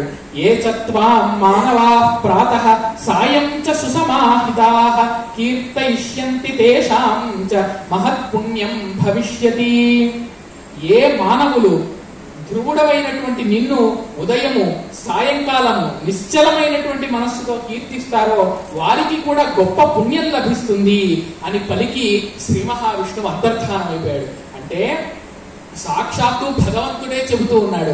అంటే నన్ను కీర్తిస్తేనే కాదయ్యా, నన్ను కీర్తించిన వాళ్ళను కూడా మీరు కీర్తిస్తే తరిస్తారు. మానవులందరూ కూడా భక్తులను ఆదర్శంగా తీసుకొని భగవంతుణ్ణి ఆరాధిస్తే, భక్తుడిని ఆరాధిస్తే భగవంతుణ్ణి ఆరాధించినట్లే అన్న భావనతో మానవులందరూ కూడా భక్తులుగా మారి ఆ భగవంతుణ్ణి చేరుకునే ఉపాయాన్ని సాక్షాత్తుగా భగవంతుడే ఇక్కడ ఉపదేశిస్తూ ఉన్నాడు. కాబట్టి ఈ ధ్రువ చరిత్రను ఎవరైతే పొద్దున సాయంత్రము అచంచలమైనటువంటి మనస్సుతో ధ్యానిస్తారో, ధ్రువుడికి ఒక నమస్కారాన్ని సమర్పిస్తారో ఆ నమస్కారం సాక్షాత్తు శ్రీ మహావిష్ణువుకే చెందుతుంది అని శ్రీ మహావిష్ణువే ధ్రువుడి యొక్క మహాత్మ్యాన్ని తెలిపాడు అని ఈ విధంగా ఈ వృత్తాంతాన్నంతా కూడా వేదవ్యాసుడి తండ్రి అయినటువంటి పరాశర మహర్షి తన శిష్యుడైన మైత్రేయుడికి చెబుతూ ఉన్నాడు. ఇంకా ఈ విధంగా చెబుతూ ఉన్నాడు. ఏవం పూర్వం జగన్నాథాత్ దేవదేవాత్ జనార్దనాత్ వరం ప్రాప్య ధ్రువస్థాన మధ్యాస్థే సమహామతే. గొప్ప బుద్ధిమంతుడైనటువంటి ఆ ధ్రువుడు ఈ విధంగా జనార్దనుడి నుంచి, జగత్ స్రష్ట నుంచి, ఆ పరమాత్ముడి నుంచి ఈ గొప్ప వరాన్ని పొంది ఉన్నతమైనటువంటి స్థానంలో ఉంటూ తాను గొప్ప భక్తాగ్రేసరుడిగా పేరు తెచ్చుకున్నాడు.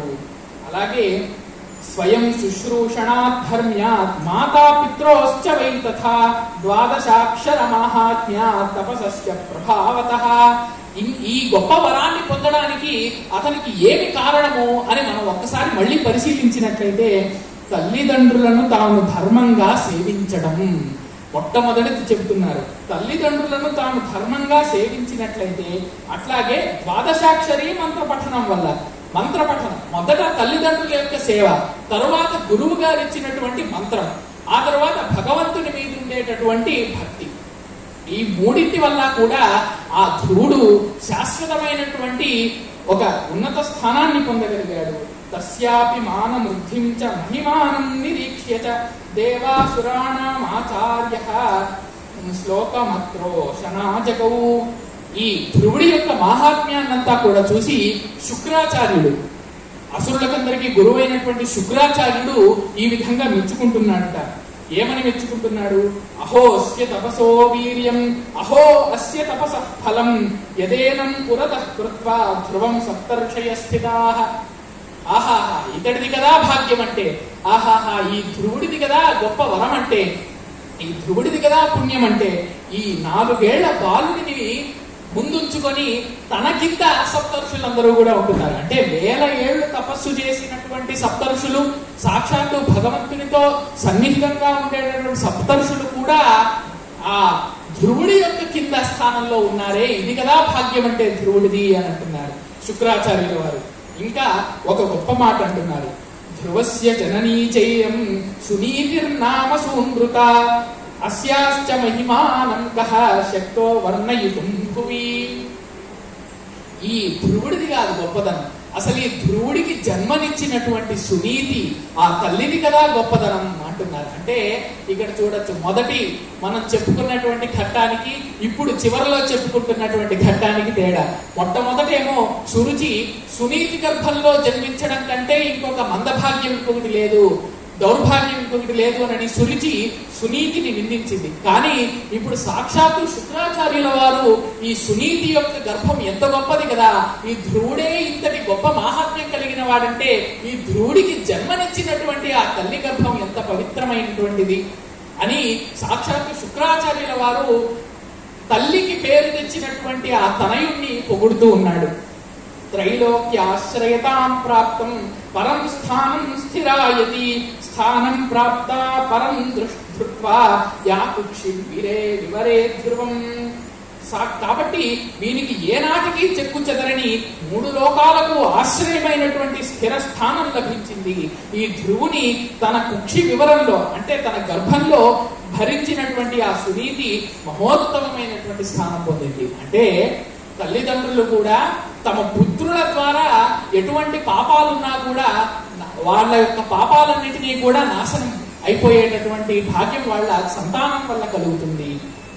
అందుకని శుక్రాచార్యుడు చివరిగా చెబుతూ ఉన్నాడు, ఈ ధ్రువుని యొక్క దివ్య లోకారోహాన్ని నిత్యము కీర్తించేవాడు సమస్త పాపాల నుంచి కూడా విడువడిన వాడే ఈ స్వర్గలోకంలో మన్ననలు పొందుతాడు.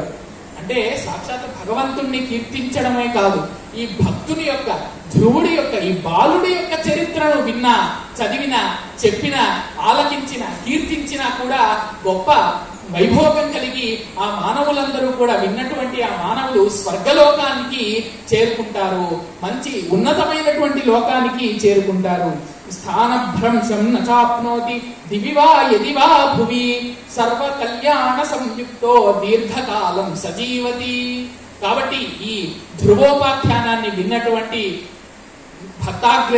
భక్తాగ్రేసరులైన మీరందరూ చెప్పినటువంటి ఒక భక్తుడిగా నేను, మనమందరము కూడా ఈ భూమిలో ఉన్న ఆ దివిలో ఉన్న సర్వకళ్యాణ సాఫల్యాన్ని, సర్వకళ్యాణ పరంపరలను కూడా పొందుతాము అని దీర్ఘకాలం సజీవతి. ఎవరైతే వింటాడో ఈ ధ్రువ ఉపాఖ్యానాన్ని అతడు దీర్ఘకాలము చిరాయువుగా నిత్యము జీవిస్తూ ఎక్కువ కాలం జీవించేటటువంటి దీర్ఘాయుష్యు అనే వరాన్ని కూడా పొందుతాడు అని శుక్రాచార్యుల వారు ఈ విధంగా మనకు తెలియజేశారు. కాబట్టి ఇటువంటి అద్భుతమైన ఘట్టాలను, ధ్రువుడు మొదలైనటువంటి భక్తాగ్రేసరుల వృత్తాంతాలను మనం ఆలకించడం ద్వారా సాక్షాత్తు ఆ భగవంతుణ్ణి సేవించినటువంటి ఫలాన్ని పొందుతాము అని అందరికీ తెలియజేస్తూ, స్వస్తి ప్రజాభ్య పరిపాలయంతాం న్యాయేన మార్గేణ మహీషాః గోబ్రాహ్మణేభ్య శుభమస్తు నిత్యం లోకాః సమస్తాః సుఖినో భవంతు.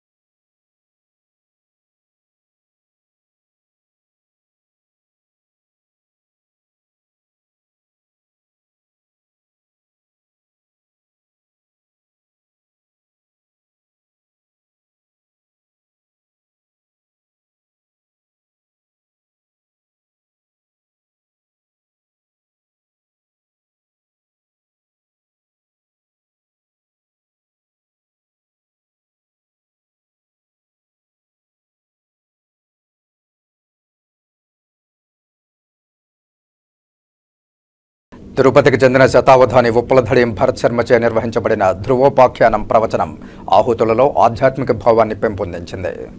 సోమవారం సాయంత్రం తిరుపతిలో టీటీడీ అన్నమాచార్య కళామందిరంలో శతావధాని ఉప్పలధడియం భరత్ శర్మ విష్ణు మహాపురాణాంతర్గత ధ్రువోపాఖ్యానం ప్రవచనం చేశారు. శ్రీ వెంకటేశ్వర స్వామి వారి వైభవాన్ని విశ్వవ్యాప్తం చేయడంలో భాగంగా శతావధాని భరత్ శర్మచే ధ్రువోపాఖ్యానం ప్రవచనం నిర్వహించారు. స్వతహాగా అవధాని కూడా అయిన భరత్ శర్మ తనదైన శైలిలో పద్యాలను రాగయుక్తంగా ఆలపించి హృద్యంగా పురాణ ప్రవచనం నిర్వహించారు. ధ్రువుని భక్తి, విష్ణు సేవా తత్పరత, నిరంతర దీక్ష, సాధన, తల్లిదండ్రులపై భక్తి తదితర విష్ణు మహాపురాణంలోని అంశాలను తన ప్రవచనంలో వివరించడమే కాకుండా పురాణాలను నేటి సమాజానికి ఏ విధంగా అన్వయించుకోవాలో కూడా విపులంగా తెలియజేశారు. ఈ సందర్భంగా ప్రవచనకర్త ఉప్పలధడియం భరత్ శర్మను రాయలసీమ రంగస్థలి చైర్మన్ గుండాల గోపీనాథ్ రెడ్డి, చిగోరా ఆధ్యాత్మిక కేంద్రం వ్యవస్థాపకులు చిత్రపు హనుమంతరావు శాలువతో సత్కరించారు.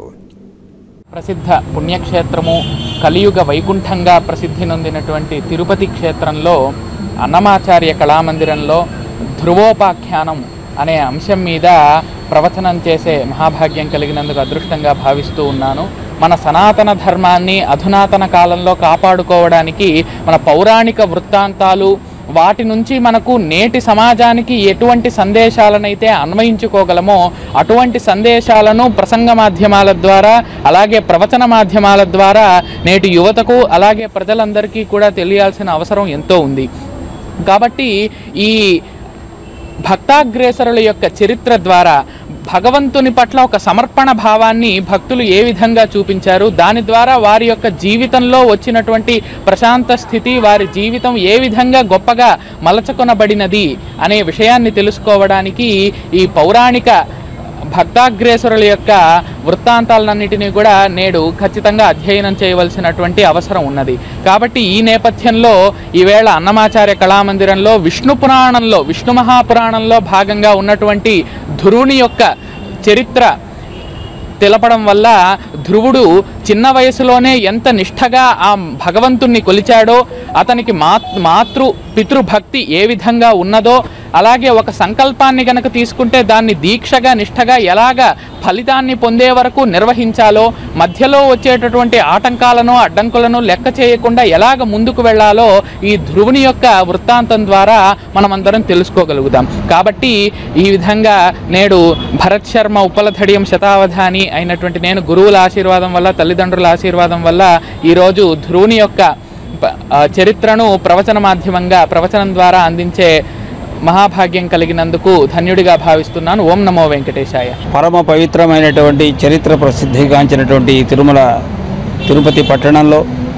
అన్నమాచార్య కళామండపంలో యువకుడు, విద్యార్థి అయినటువంటి శతావధాని బిరుదాంకితుడు, శతావధానం చేసి 78 శతావధానాలు కూడా అవధాన కార్యక్రమాలు పూర్తి చేసినటువంటి భరత్ శర్మ ఈరోజు ఈ అన్నమాచార్య కళామండపంలో ధ్రువ చరిత్ర గురించి చెప్పడం అంటే ధ్రువుడంత కీర్తి ఇతనికి రావాలా.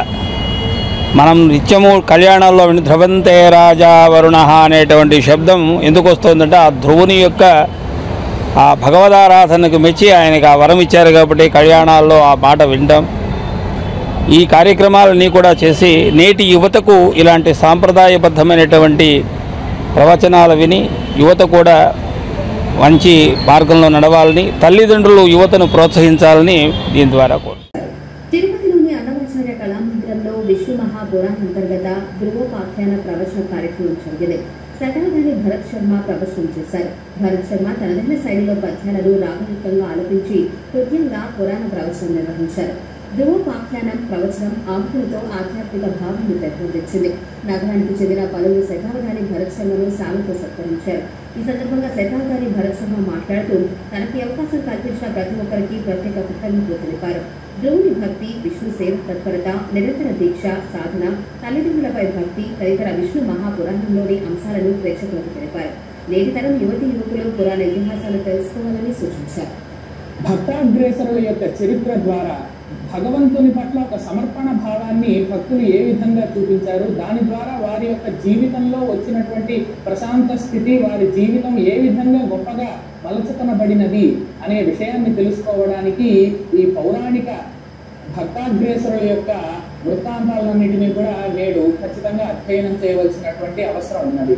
కాబట్టి ఈ నేపథ్యంలో ఈవేళ అన్నమాచార్య కళామందిరంలో విష్ణు మహాపురాణంలో భాగంగా ఉన్నటువంటి ధ్రువుని యొక్క రాజధాని ఉప్పలధడియం భరత్ శర్మచే నిర్వహించబడిన ధ్రువోపాఖ్యానం ప్రవచనం ఆహుతులలో ఆధ్యాత్మిక భావాన్ని పెంపొందించింది. సోమవారం సాయంత్రం తిరుపతిలో టీటీడీ అన్నమాచార్య కళామందిరంలో శతావధాని ఉప్పలధడియం భరత్ శర్మ విష్ణు మహాపురాణంతర్గత ధ్రువోపాఖ్యానం ప్రవచనం చేశారు. శ్రీ వెంకటేశ్వర స్వామి వారి వైభవాన్ని విశ్వవ్యాప్తం చేయడంలో భాగంగా శతావధాని భరత్ శర్మచే ధ్రువోపాఖ్యానం ప్రవచనం నిర్వహించారు. స్వతహాగా అవధాని అయిన భరత్ శర్మ తనదైన శైలిలో పద్యాలను రాగయుక్తంగా ఆలపించి హృదయంగా పురాణ ప్రవచనం నిర్వహించారు. ధ్రువుని భక్తి, విష్ణు సేవా తత్పరత, నిరంతర దీక్ష, సాధన, తల్లిదండ్రులపై భక్తి తదితర విష్ణు మహాపురాణంలోని అంశాలను తన ప్రవచనంలో వివరించడమే కాకుండా పురాణాలను నేటి సమాజానికి ఏ విధంగా అన్వయించుకోవాలో కూడా విపులంగా తెలియజేశారు. ఈ సందర్భంగా ప్రవచనకర్త ఉప్పలధడియం భరత్ శర్మను రాయలసీమ రంగస్థలి చైర్మన్ గుండాల గోపీనాథ్ రెడ్డి, చిగోరా ఆధ్యాత్మిక కేంద్రం వ్యవస్థాపకులు చిత్రపు హనుమంతరావు సాల్వలతో సత్కరించారు. ఒక సంకల్పాన్ని గనక తీసుకుంటే దాన్ని దీక్షగా నిష్ఠగా ఎలాగా ఫలితాన్ని పొందే వరకు నిర్వహించాలో, మధ్యలో వచ్చేటటువంటి ఆటంకాలను అడ్డంకులను లెక్క చేయకుండా ఎలాగ ముందుకు వెళ్లాలో ఈ ధ్రువుని యొక్క వృత్తాంతం ద్వారా మనమందరం తెలుసుకోగలుగుతాం. కాబట్టి ఈ విధంగా నేడు భరత్ శర్మ ఉప్పలధడియం శతావధాని అయినటువంటి నేను గురువుల ఆశీర్వాదం వల్ల, తల్లిదండ్రుల ఆశీర్వాదం వల్ల ఈరోజు ధ్రువుని యొక్క చరిత్రను ప్రవచన మాధ్యమంగా ప్రవచనం ద్వారా అందించే మహాభాగ్యం కలిగినందుకు ధన్యుడిగా భావిస్తున్నాను. ధ్రువుడంత కీర్తి ఇతనికి రావాలా. మనం నిత్యము కళ్యాణాల్లో ధ్రువంతే రాజా వరుణ అనేటువంటి శబ్దం ఎందుకు వస్తుందంటే ఆ ధ్రువుని యొక్క ఆ భగవదారాధనకు మెచ్చి ఆయనకు ఆ వరం ఇచ్చారు కాబట్టి కళ్యాణాల్లో ఆ మాట వింటాం. ఈ కార్యక్రమాలన్నీ కూడా చేసి నేటి యువతకు ఇలాంటి సాంప్రదాయబద్ధమైనటువంటి ప్రవచనాలు విని యువత కూడా మంచి మార్గంలో నడవాలని, తల్లిదండ్రులు యువతను ప్రోత్సహించాలని దీని ద్వారా